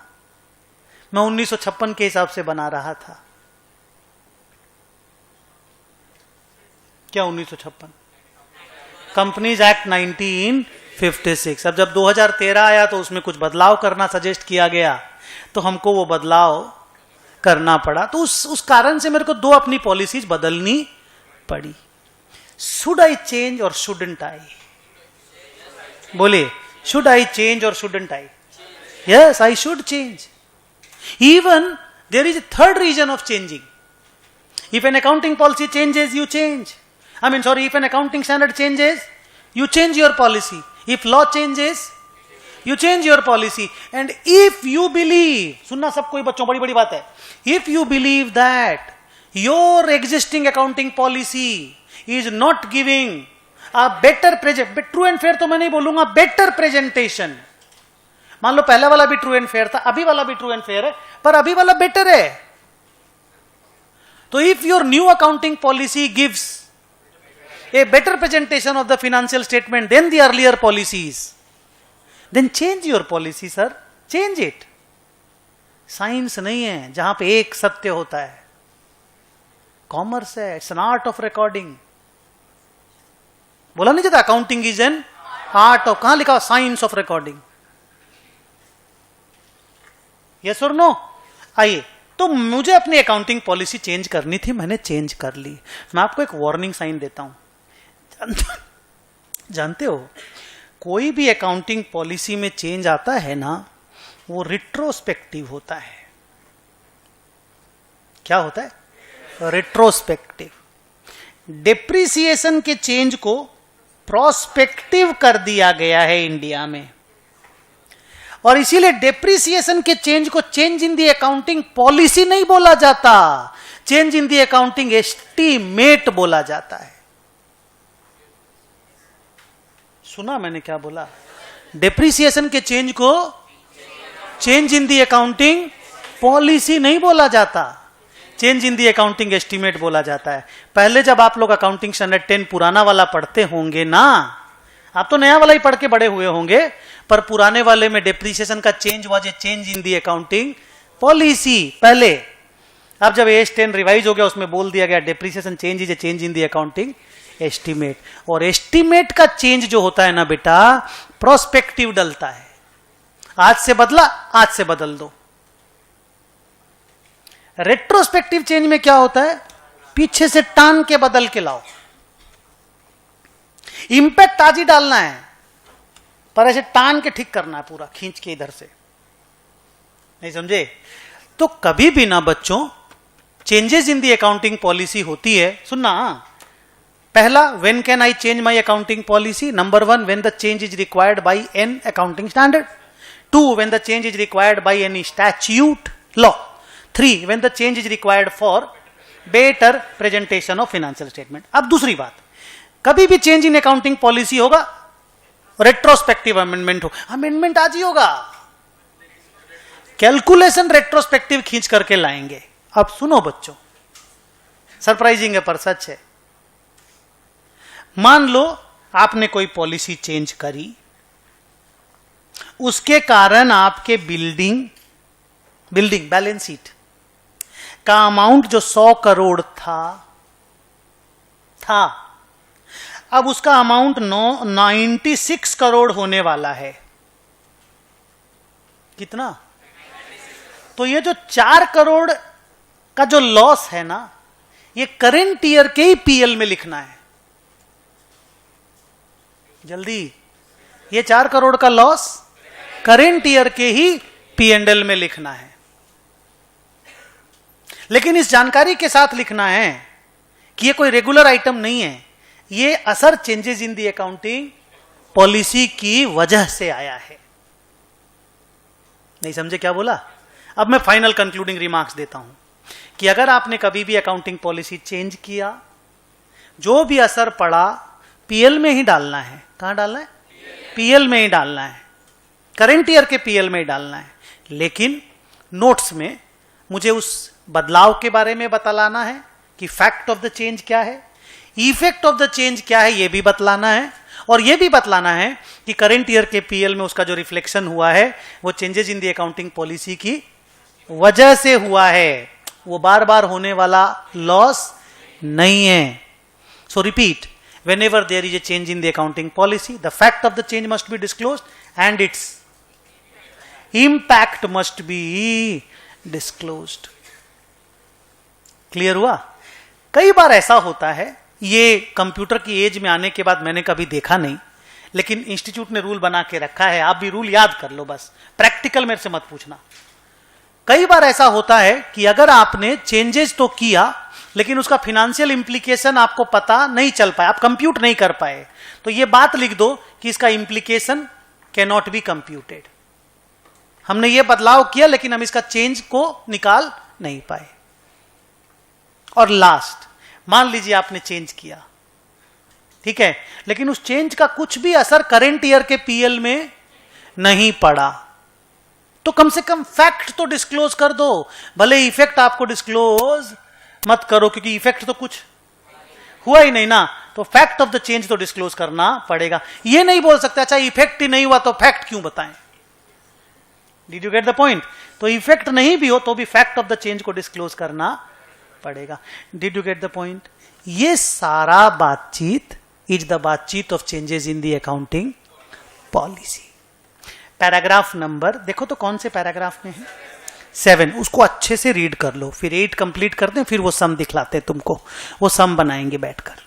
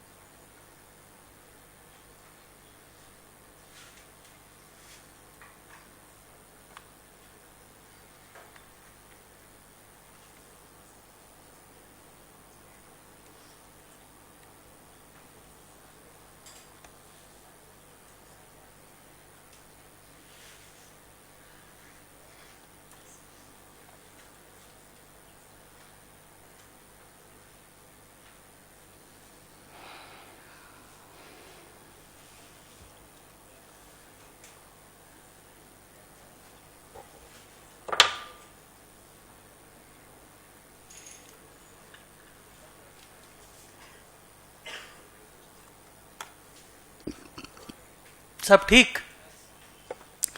सर अभी 1.5 घंटा, अभी 1 घंटा 15 मिनट हो गया पढ़ते पढ़ते, कल हम लोग 1 घंटा पढ़े थे। हम समरी पूछ रहे हैं, ठीक है? क्या हम लोग ये पढ़े? 2 बात सुनने के बाद जवाब देना, पहला बात सुनते ही मत बोल देना। मैं पूछूंगा क्या हम लोग ये पढ़े या हम लोग ये पढ़े, दोनों बात सुनने के बाद बोलना। क्या हम लोग ये पढ़े कि बैलेंस शीट P&L जैसे बनाने का मन करे बना लो, जो करना है बैलेंस शीट पीएल के साथ कर लो, डिप्रिसिएशन मत रिकॉर्ड करो, इन्वेंट्री जो मन में आए लिख दो, नीचे में नोट्स ऑन अकाउंट्स में आकर के अच्छे से डिस्क्लोजर कर दो। या हम लोग ये पढ़े कि हर चीज प्रॉपरली बनाओ, हर चीज ट्रू एंड फेयर बनाओ, हर चीज जैसा होना चाहिए वैसा करो, अकाउंटिंग स्टैंडर्ड के हिसाब से करो, और उसके बाद भी इतना सारा डिस्क्लोजर दे दो कि लोग उस फिनेंशियल स्टेटमेंट को अच्छे तरीके से समझ पाए। हम लोग कौन सा वाला पढ़े? हाँ, दूसरा वाला हम लोग पढ़े। तो सर इसमें क्या खास बात? ये पैराग्राफ बनाया S1 में ये बात बोलने के लिए। बोला हम लोग डिस्क्लोजर डिस्क्लोजर डिस्क्लोजर बोलते हैं तो लोग समझ जाते हैं जो करना है करो, डिस्क्लोजर दे दो। नहीं समझे? बोला हम लोग ये मीन नहीं करते हैं, हम लोग ये मीन करते हैं कि किसी भी रॉन्ग अकाउंटिंग ट्रीटमेंट को डिस्क्लोज कर देना उसका दवा नहीं है। It is not a remedy to disclose after giving a wrong accounting treatment. Disclosure can never be treated as a remedy to the wrong accounting treatment. मैं depreciation मारा नहीं, नीचे नोट्स में लिख दिया depreciation has been wrongly omitted. Fix asset लिखा नहीं, बोला रे फिक्स एसेट तो छूट गया। चल जाएगा, मेरे को ट्रू एंड फेयर दे देगा ऑडिटर। आप समझ रहे हो? तो इंस्टीट्यूट अलग से लिख के दिया ये वाला बात। भाई साहब आप सरप्राइज हो जाएंगे, लोगों की मेंटालिटी को इंस्टीट्यूट समझता है कि लोगों को ये बोलो लोग वो समझ लेते हैं। बोला वो तो बोला तो डिस्क्लोजर करो, तो कुछ भी करो बाद में बता देंगे। Got it? तो disclosure is not a remedy to the wrong accounting treatment. This says do everything as per as, do everything true and fair, select accounting policies properly, सब कुछ ठीक से बनाने के बाद फिर डिस्क्लोजर करो, सो दैट लोग फाइनेंशियल स्टेटमेंट को अच्छी तरीके से समझ पाए। क्लियर? पैराग्राफ नंबर 8 को रीड करो, इस अकाउंटिंग स्टैंडर्ड को कंप्लीट मानो। एक क्वेश्चन बनाते हैं।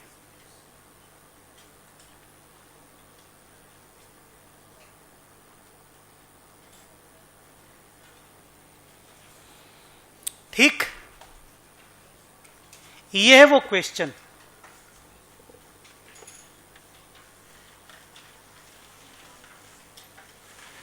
मेरे पास ये क्वेश्चन सीए फाइनल की मैट में है। ठीक है, आपको परेशानी लेने का जरूरत नहीं है कि बहुत हार्ड सम है, ऐसा कुछ नहीं है। ठीक है, कुछ भी चीज जो नहीं समझ में आएगा, लैंग्वेज अगर फाइनल का होगा तो वो हम समझा देंगे। आप लोग फोटो एक तो क्लिक कर लो बैलेंस शीट का। फोटो इसलिए क्लिक कर लो कि मैं इसको हटा करके उसके बाद, क्योंकि क्वेश्चन पेपर में नहीं है मेरे पास,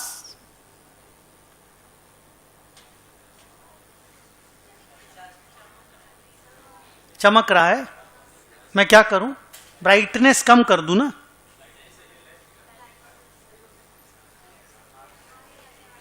अरे थोड़ा मोड़ा ही दिखने से हो जाएगा, उसमें कहा तुम।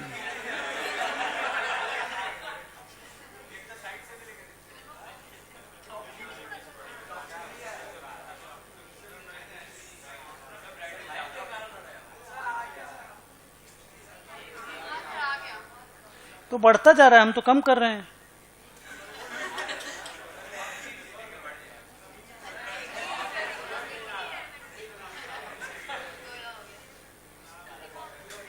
जा रे बाबा,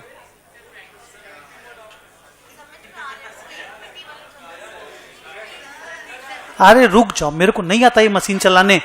तुम भाषण दिए, हम क्या करें? अरे रुको, अब ठीक करना पड़ेगा ना वापस भी। तो अब कहीं बिगाड़ दिए चीज को, तो वापस लाना आना चाहिए ना। अनुपम आ जल्दी ऊपर से नीचे।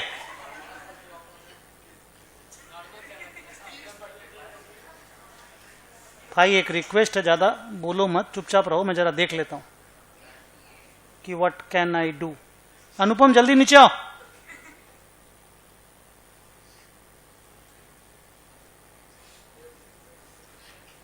सब कुछ ही तो बिगड़ गया यार अब तो। देख क्या कर दिया हम सब का, कुछ नहीं दिख रहा अभी। यहां से हुआ है।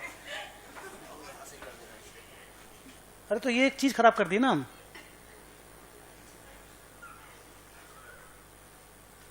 इसमें हम कुछ किए, देखो वहां से कर रहा हूं। ये खाने की चुकोरे चाहिए, ब्राइटनेस बढ़ा दी, अब कम नहीं कर पा रहे हम। ये है ब्राइटनेस को, वो ये है कम करने का। देख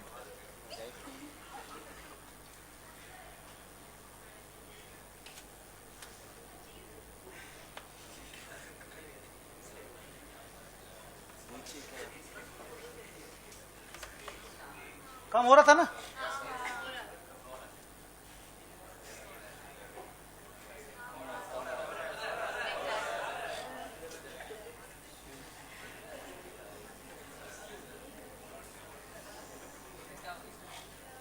दाड़ा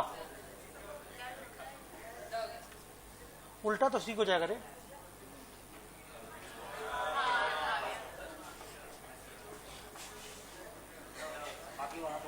अरे उल्टा उल्टा ठीक हो जाएगा।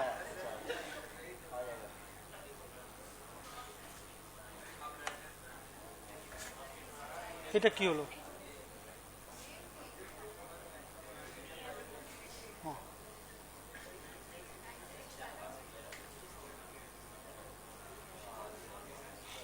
भाई अब इसी से मैनेज करो।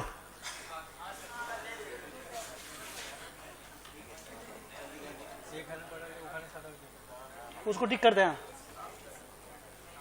बस छोड़ दे छोड़ दे छोड़ दे। दो ठो एसी चला, गर्मी लग रहा है। अरे टेंशन में कुछ नहीं है। बच्चों ये बताओ, आपने बैलेंस शीट का पेपर ले लिया, एक फोटो, और कोई दिक्कत नहीं, इतना बड़ा आप इतना स्ट्रेस ले रहे हैं। अब ये ये पॉइंट का फोटो ले लो, यहां से यहां तक का। थोड़ा कम बेसी भी दिखेगा ना, मैं आपको बतला दूंगा। बीच में लाइट आ रहा, लाइट आने दो।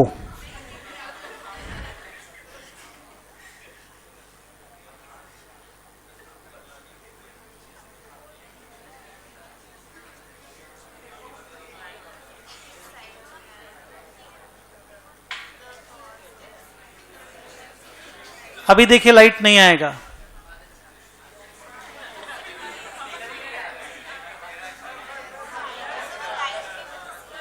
बस बाकी चीज ना मैं तुमको क्वेश्चन बोल दूंगा, इतना बड़ा नहीं है कि तुम्हारा अभी एग्जाम दे रहे हो सीए फाइनल का। अभी आप लोग इस क्वेश्चन को पढ़ो, मैं हटा भी दिया। दोबारा दिखाऊं? नेक्स्ट क्लास में इसका प्रिंट आउट दे देंगे रे बाबा, प्रिंट आउट दे देंगे। अभी खाली सम बनाने के लिए।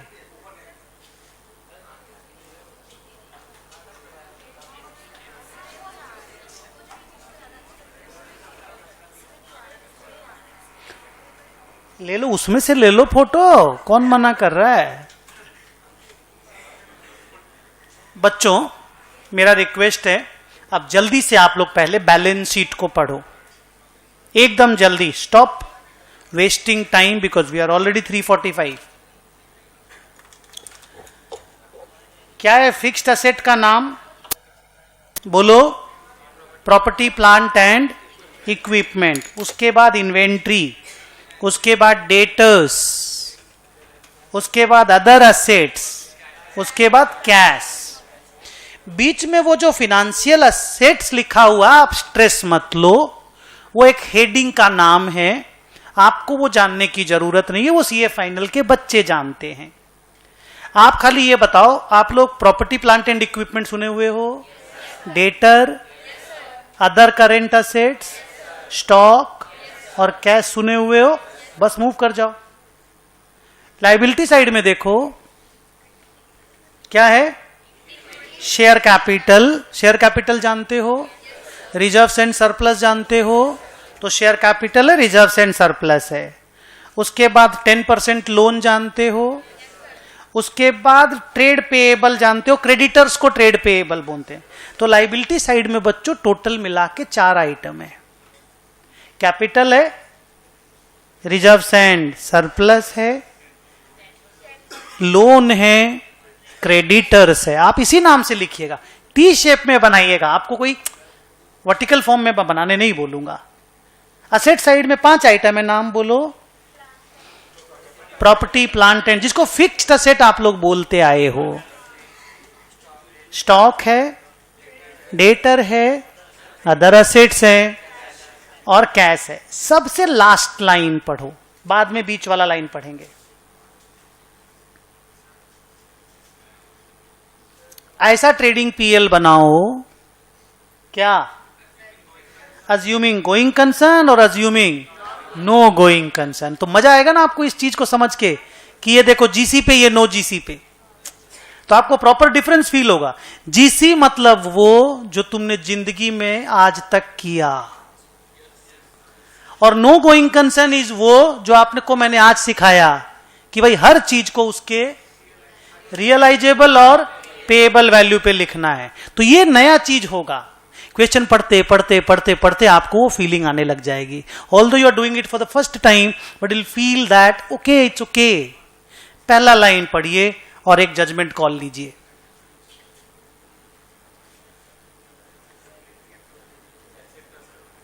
लाइन पढ़िए।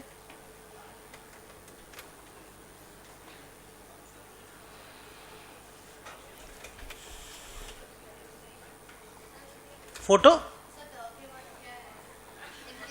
remaining life. The remaining life of fixed asset is 5 years. Pattern of use of the asset is even. NRV of the asset is 60,000. दिख गया ना बच्चों? हो गया तेरा काम कि यहां दिखा दूं ना? हाँ तो स्क्रीन पे दिखा देता हूं। हाँ कोई बात नहीं, जिनको वहां नहीं दिख रहा स्क्रीन पे देख लो। चलो बताओ, अगर आप नॉर्मल स्टूडेंट, गोइंग कंसर्न वाले स्टूडेंट हैं, तो आपकी फिक्स्ड असेट है 65,000 और लाइफ है 5 साल। आप कितना डिप्रीसिएशन, ये ओपनिंग बैलेंस शीट है, क्लोजिंग हमें बनानी है। आप कितना डिप्रीसिएशन मारेंगे? 13,000। कब? अगर आप गोइंग कंसर्न है। अगर आप नो गोइंग कंसर्न है 5,000 मारेंगे। 5। क्यों सर? 60,000 उसका रियलाइजेबल वैल्यू और बैलेंस शीट में 65 है, तो 65 को 60 पे ले आओ, 5 का डिप्रीसिएशन लगा दो। ओ सर ये तो गंदा चक्कर है। हाँ तो नो गोइंग कंसर्न है ना, इसमें एस फेस फॉलो नहीं होता, ज्ञानवान फॉलो नहीं होता। हर चीज को रियलाइजेबल और पेएबल वैल्यू पे लाना पड़ता है। सर कोई ऐसा बनाता है बैलेंस शीट, अभी बनाएगा, क्या नाम, India bull housing finance, DHFL, ये लोग बनाएंगे अब की बात। क्या बोल रहे हो? नहीं, joint venture they are going concern. आप लोगों को जो ज्वाइंट वेंचर बताया गया नो गोइंग कंसर्न, वो गलत है। हाँ, सीए फाइनल में पढ़िएगा ज्वाइंट वेंचर क्या होता है। फाउंडेशन का JV is not JV, that's a मजाक।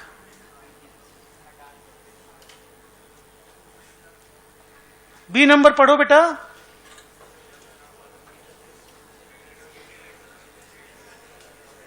सर इसमें तो कुछ करने लायक है नहीं, परचेज और सेल का फिगर है, इसको थोड़ी going concern no going concern अलग अलग बोलेगा। नहीं, इसको अलग अलग नहीं बोलेगा। दोनों जने 4 साढ़े 4 को 4 साढ़े 4 ही लिखेगा। ये देख, स्टॉक का कॉस्ट 32, एनआरवी 40। नहीं, गोइंग कंसर्न वाला स्टॉक कितना बोलेगा, तुम कितना बोलोगे और एक पगला कितना बोलेगा। ऐसे पगला माने गोइंग नो गोइंग कंसर्न। तुम पहले अपना बोल, पगला पहले बोला हम 32 बोलेंगे, पगला 40 बोलेगा। So please don't say now पगला। आपको समझाने की कोशिश कर रहा था बोल के मैं पगला वर्ड बोला। से somebody who is not following going concern, वो 40 पे क्लोजिंग स्टॉक को लिखे। आपको पल्ले पड़ रहा है, बत्ती जल रहा है कि किस तरह का सीन है।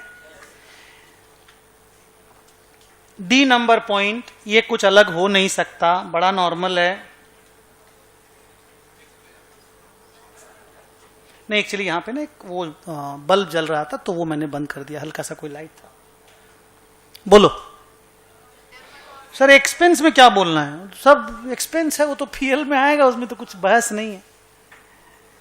E number point, sir deferred cost है कहां पे? असेट साइड में, ये वाला जो असेट है ना, अदर असेट, ये डेफर्ड कॉस्ट है।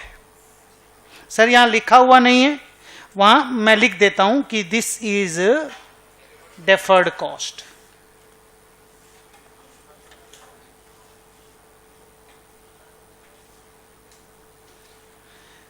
कितने साल में अमोटाइज करना है? 4 साल में। तो नॉर्मल अकाउंटिंग करने वाला आदमी कितना लिखेगा इसको पीएल में? 2,500। लेकिन जो लोग गोइंग कंसर्न वाले हैं पूरा 10 को पीएल में फेंक देंगे, क्योंकि ये कोई बेकार एसेट है, ये कोई एसेट तो है नहीं, इसको बेचेंगे तो 1 रुपया भी मिलेगा नहीं। अच्छा, do you know what is a deferred asset? ऐसा खर्चा जिसको, खर्चा जो हो चुका है लेकिन हम लोग पीएल में धीरे धीरे भेज रहे हैं और तब तक बैलेंस शीट में एसेट साइड में दिखा रहे हैं। नहीं समझे? तो गोइंग कंसर्न वाले लोग हौले हौले पीएल में भेजेंगे धीरे धीरे, नो गोइंग कंसर्न वाले लोग एक साथ। एफ नंबर,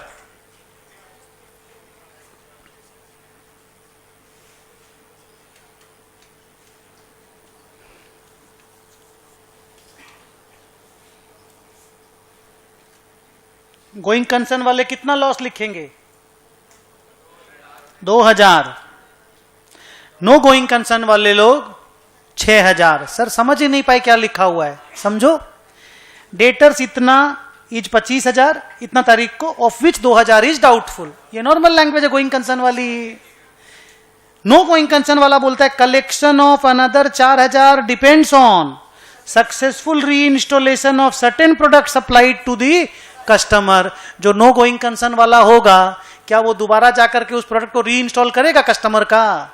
वो तो खत्म है, दी एंड है वो कुछ भी काम कर नहीं पाएगा, तो उसको डेटर ये 4,000 रुपया का पेमेंट नहीं करेगा, तो वो 6,000 को लॉस लिखेगा। कौन? नो गोइंग कंसर्न वाला। और गोइंग कंसर्न वाला 4 को लिखेगा, हाँ 2 को लिखेगा, 4 नहीं लिखेगा। जी नंबर,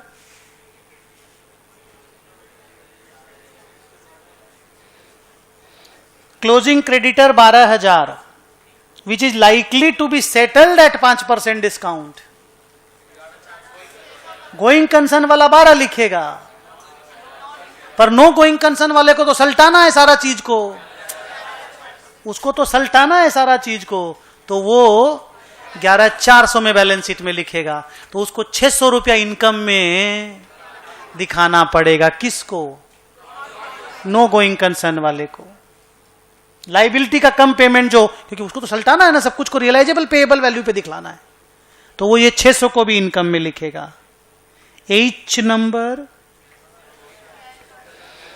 ये तो क्लोजिंग कैश बैलेंस है, उसमें तो कुछ होनी जानी है नहीं।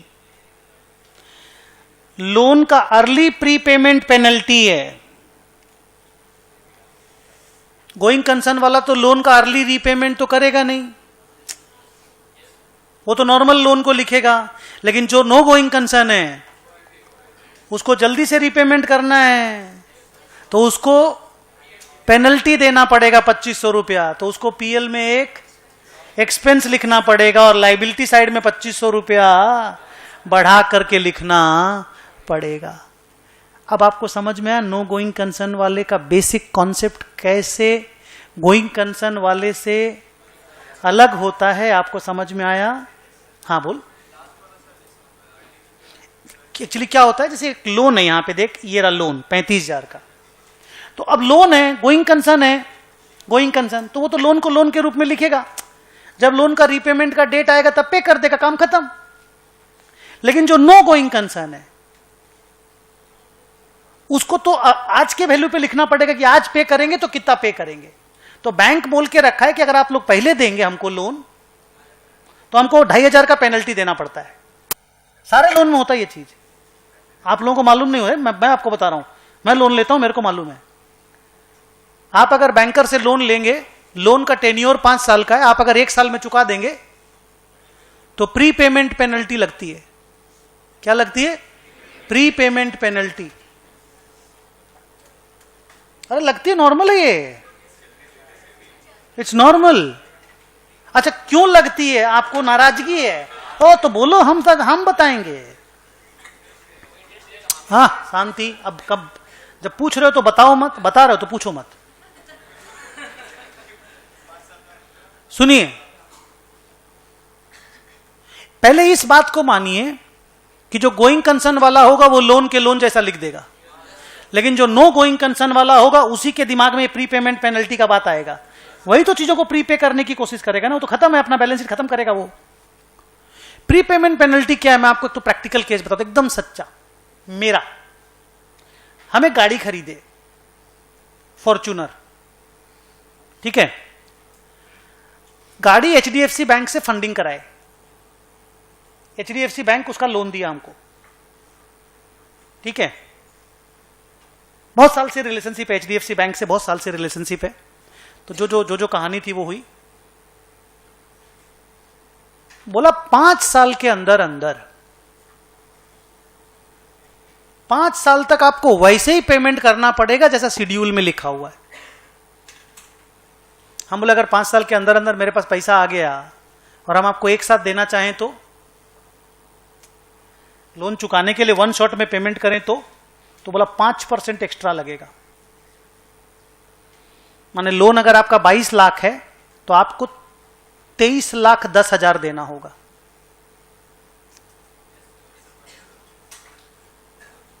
नहीं समझे? लोन अगर उस दिन 22 लाख खड़ा है, 23,10,000 देना होगा। 5 साल खत्म होने के बाद आप प्रीपे कर सकते हो। लोन मान लीजिए 10 साल का है, ये फैक्ट बोल रहा हूं, इसमें कुछ भी झूठ नहीं है, हम झूठ नहीं बोलते क्लास में, हंसी मत, ये सच है, आई डोंट टेल लाई। आप तो पता कर लेंगे ना गूगल मार के फट से। तो झूठ बोल के फंस नहीं जाएंगे हम? सियाने बच्चों के सामने बैठे हैं ना जी, झूठ बोल के सकोगे नहीं। तो सर ऐसा क्यों होता है? एक तो आप जल्दी पैसा दे रहे हैं, उसके बाद भी वो पेनल्टी मांग रहा है। एक्चुअली देखिए, उसने आपको पैसा दे के कुछ नहीं कमाया। कोई आदमी सामान बेचता है ना तो पैसा कमाता है, फिर आप उसको जल्दी पैसा देते हैं तो वो डिस्काउंट देता है। लेकिन इसने आपको पैसा दिया, आप उसी को जल्दी पैसा लौटा देंगे, तो पैसा देते समय थोड़ी वो पैसा कमा लिया। उस पैसा को तुम रखोगे, इंटरेस्ट दोगे, तब ना वो पैसा कमाएगा।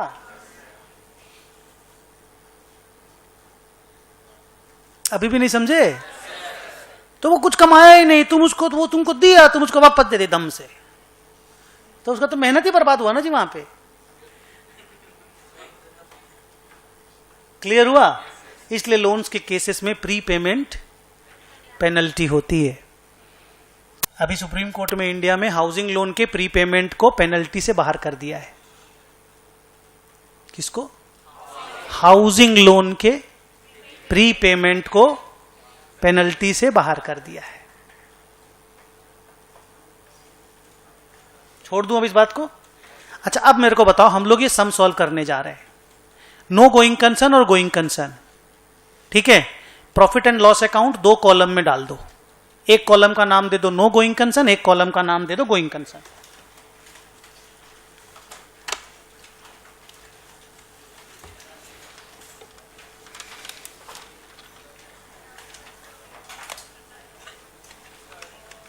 अभी नहीं, अभी सर अभी नहीं बात करेंगे सर, पहले पीएल बैलेंस शीट बनवाएंगे।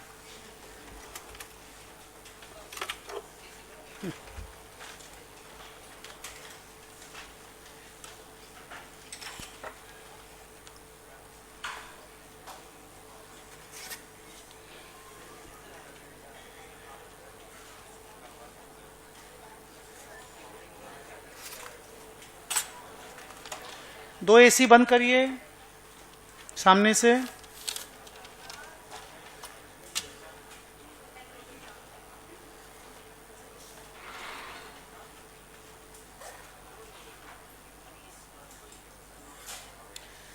तो प्री पेमेंट पेनल्टी का कॉन्सेप्ट सीखे, यस और नो? और लॉजिक बनता है कि प्री पेमेंट पेनल्टी अगर बैंक्स लेती है, तुम खुद को बैंकर समझो ना, तुमने किसी को लोन दिया, इतना मेहनत करके जुगाड़ करके तुम किसी को 1 करोड़ रुपया लोन दिए, 5 साल तक तुमको उम्मीद हुआ कि वो 12-12 लाख रुपया ब्याज देगा, 15 दिन में ला करके 1 करोड़ रुपया तुमको लौटा दिया। अब तुम तुरंत उस लोन को कैसे यूज करोगे? उस पैसा को तुमको तक तो नुकसान होगा ना।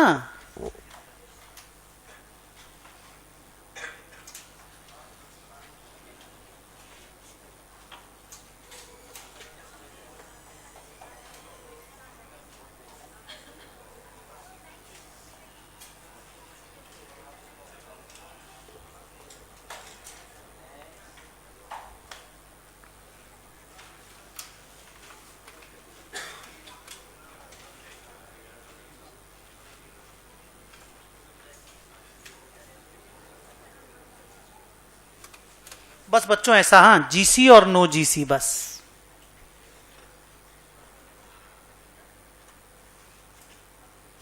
ये अभी हम लोग ट्रेडिंग पीएल बना रहे हैं, उसके बाद बैलेंस शीट बनाएंगे।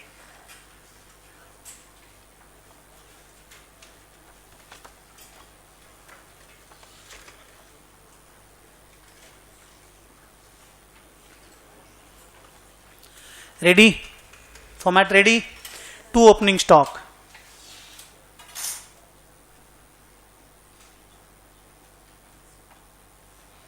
कोशिश करके अमाउंट कहां से आएगा बताना। ओपनिंग स्टॉक कहां से आएगा बताना। पुरानी वाली बैलेंस शीट से जाओ, बताओ पुरानी वाली बैलेंस शीट में अमाउंट कितना है? 30,000, दोनों तरफ लिख दो।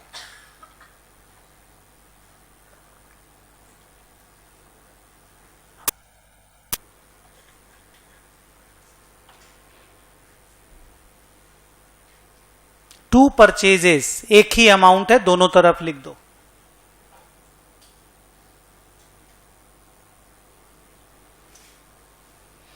बताएंगे कोई भी स्टूडेंट कितना है?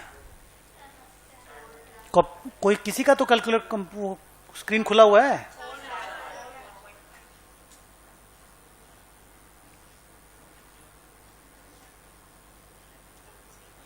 बाई सेल्स एक ही अमाउंट है, स्ट्रेस मत लेना।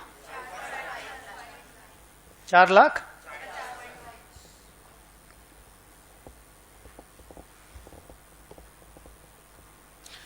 क्लोजिंग स्टॉक में 2 अमाउंट है, सोच के बोलना कौन सा वाला कौन सा लिखेगा। गोइंग कंसर्न वाला 32 पे लिखेगा, cost and RB whichever is lower. लेकिन जो नो गोइंग कंसर्न है वो सिर्फ सेल वैल्यू पे लिखेगा 40,000।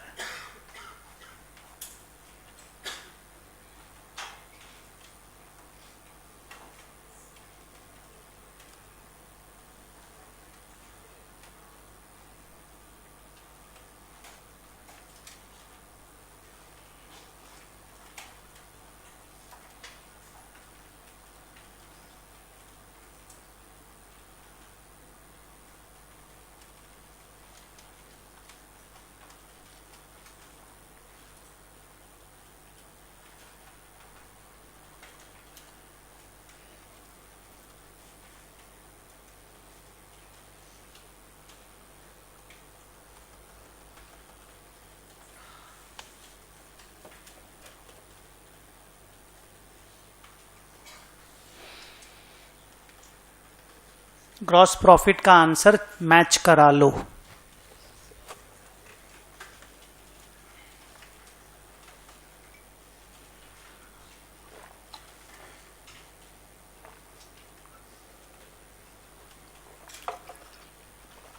एक्सपेंस का एक ही अमाउंट है, बताइएगा, देखिएगा आप लोग सब देख देख के बताइए। कोई भी एक स्टूडेंट बता दीजिए जिसका मोबाइल खुला हुआ है। 14,900।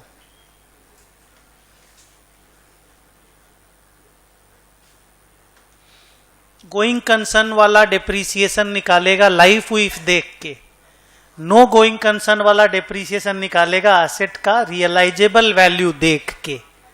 याद है तो बोलो, नहीं तो मैं डेटा पढ़ता हूं। 13,000। कौन 13 निकाला, कैसे निकाला? 65,000 बाई 5।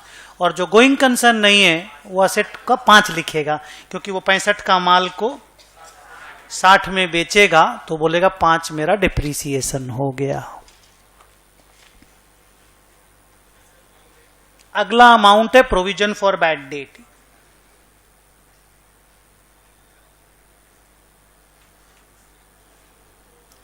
नॉर्मल एंटिटी का डेटर है 25,000, जिसमें से 2,000 डाउटफुल है, और वो जो गोइंग कंसर्न नहीं रहेगा वो असेट का सक्सेसफुल इंप्लीमेंटेशन अपने प्रोग्राम का नहीं कर पाएगा। उसको डेटर के यहाँ पे अपने प्रोडक्ट को ठीक से इंस्टॉल भी करना था दोबारा, वो नहीं कर पाएगा, तो वो डेटर 4,000 और डुबा देगा उसका। इधर में 2, उधर में 6। अच्छा बच्चों, फिर एक बात और बोलो कि बैलेंस शीट में जो 2 वाला है वो 25 माइनस 2 23 लिखेगा, और जो 6 वाला है वो 25 माइनस 6 19 लिखेगा। Next, amortisation of deferred cost.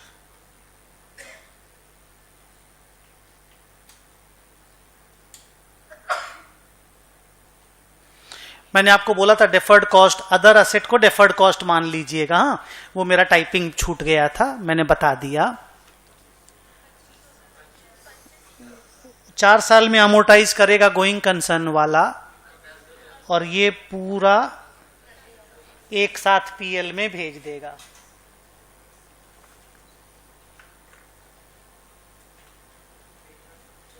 हाँ, पेनल्टी के बारे में बताओ, कौन अपने पीएल में पेनल्टी लिखेगा? 2500। नो गोइंग कंसर्न वाला लिखो 2 पेनल्टी।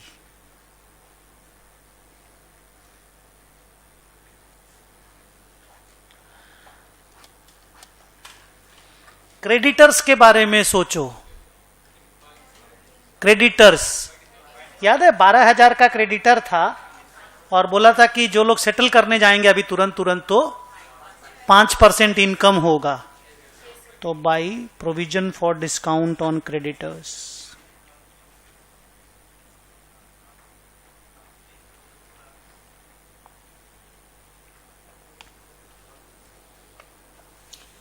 नेट प्रॉफिट निकाल लो।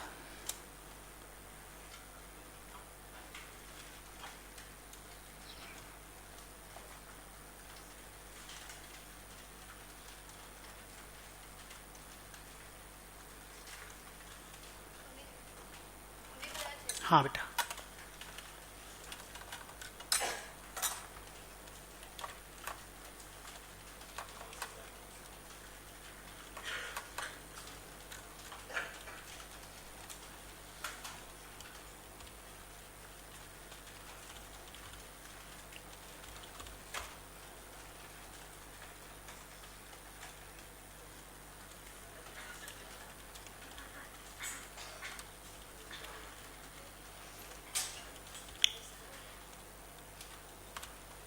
$22,200।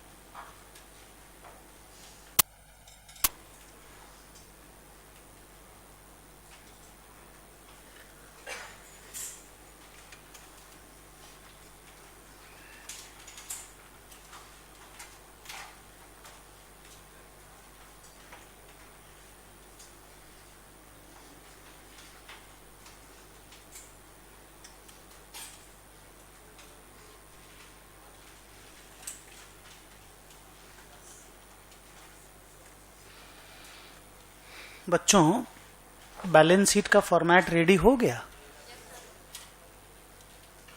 स्टार्ट करें। Property, plant and equipment fixed asset का दूसरा नाम है। 65 माइनस 13 कौन लिखेगा और 65 माइनस 5 कौन लिखेगा?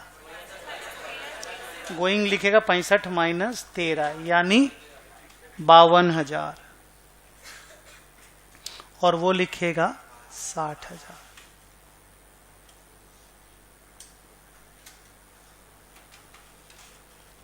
ऐसे करके बोलना, हम खाली पूछेंगे ये कौन लिखेगा। क्लोजिंग स्टॉक 32 कौन लिखेगा और 40 कौन लिखेगा?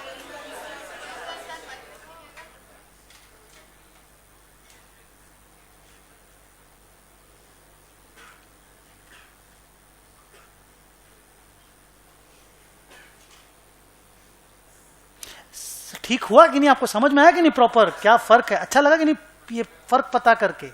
No going concern real life में एप्लीकेबल नहीं होता। सब लोग एएस फॉलो करते हैं ना, नो गोइंग कंसर्न वाला एएस फॉलो नहीं करता है। उसका पहला काम है एएस को डंप कर दो। कौन 25 माइनस 2 लिखेगा, कौन 25 माइनस 6 लिखेगा? डेटर्स का बात बोल रहे हैं। 25 माइनस 2 माने 23, 19।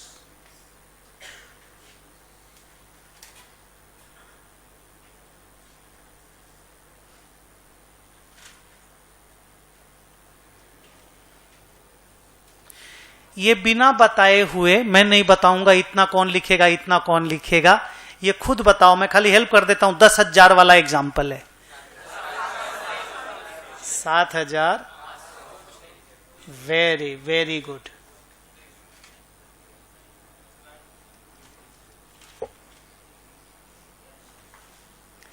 Next, cash and cash equivalent या कैश एंड बैंक बैलेंस। इसका आंसर दिया हुआ मेरे पास, हाँ, 37,100।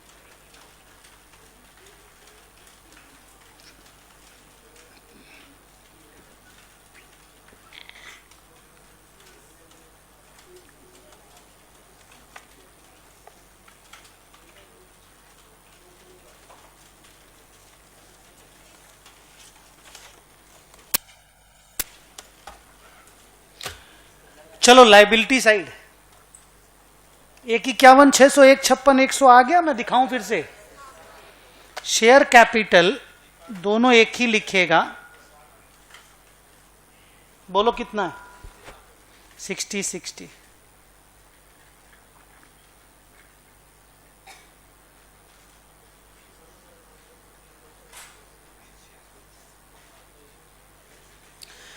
पुराना रिजर्व्स एंड सरप्लस 25,000 है, पुराना कमाया हुआ पैसा। अभी एक आदमी के 19 ऐड हुआ, 19,600, एक के 22,200, पर 25,000 में ही ऐड होगा। तो 25,000 में 19,600 कौन ऐड करेगा? 44,600। और 25,000 में 22,200 कौन ऐड करेगा? 47,200।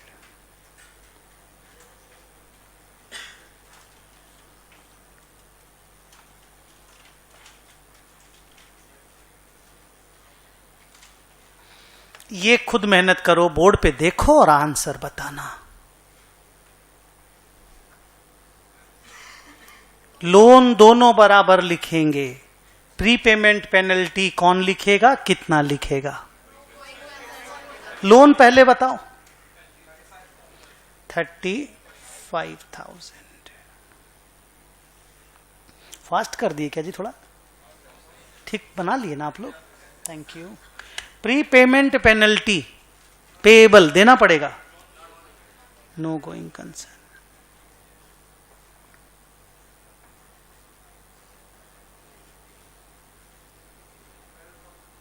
हाँ, 12,000 is going concern, 11,400 is no going concern.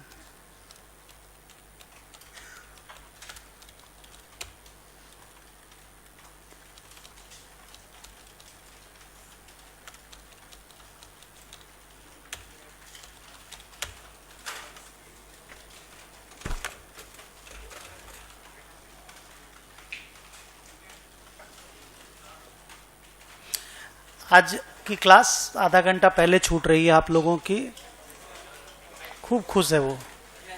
खाली ऐसे ही एक बार सीए फाइनल की बुक सामने आई है, तो ऐसे आप लोगों को खाली कुछ दिखाना है। देखिए,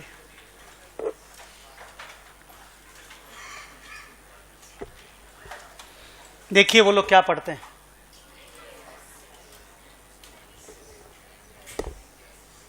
उन लोगों का पूरा सिलेबस जो है वो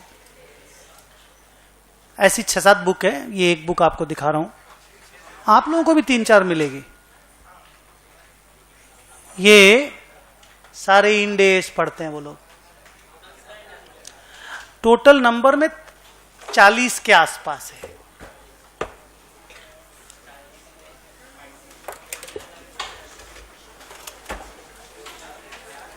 अच्छा, आपकी क्लास में आपको बता दिया गया है कि अगली क्लास कब है।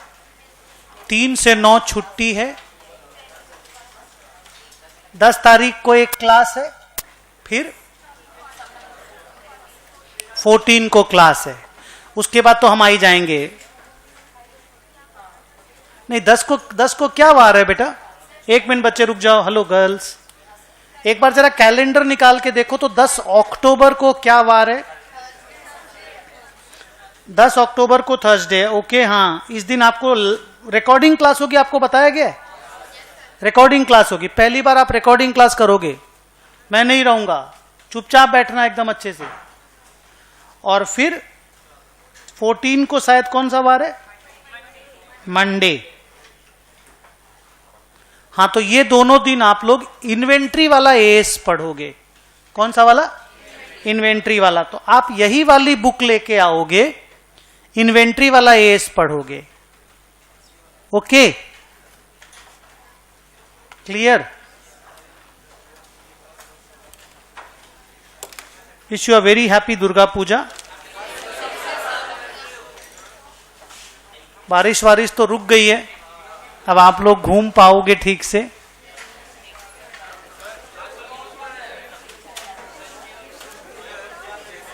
एग्जाम्पल दिए गाड़ी वाला, अगर वही हम लोग 5 साल के बाद पेमेंट करते हैं अलॉन्ग विद जो स्केड्यूल है आपका के साथ, तो उसमें कितना कितना लगता है?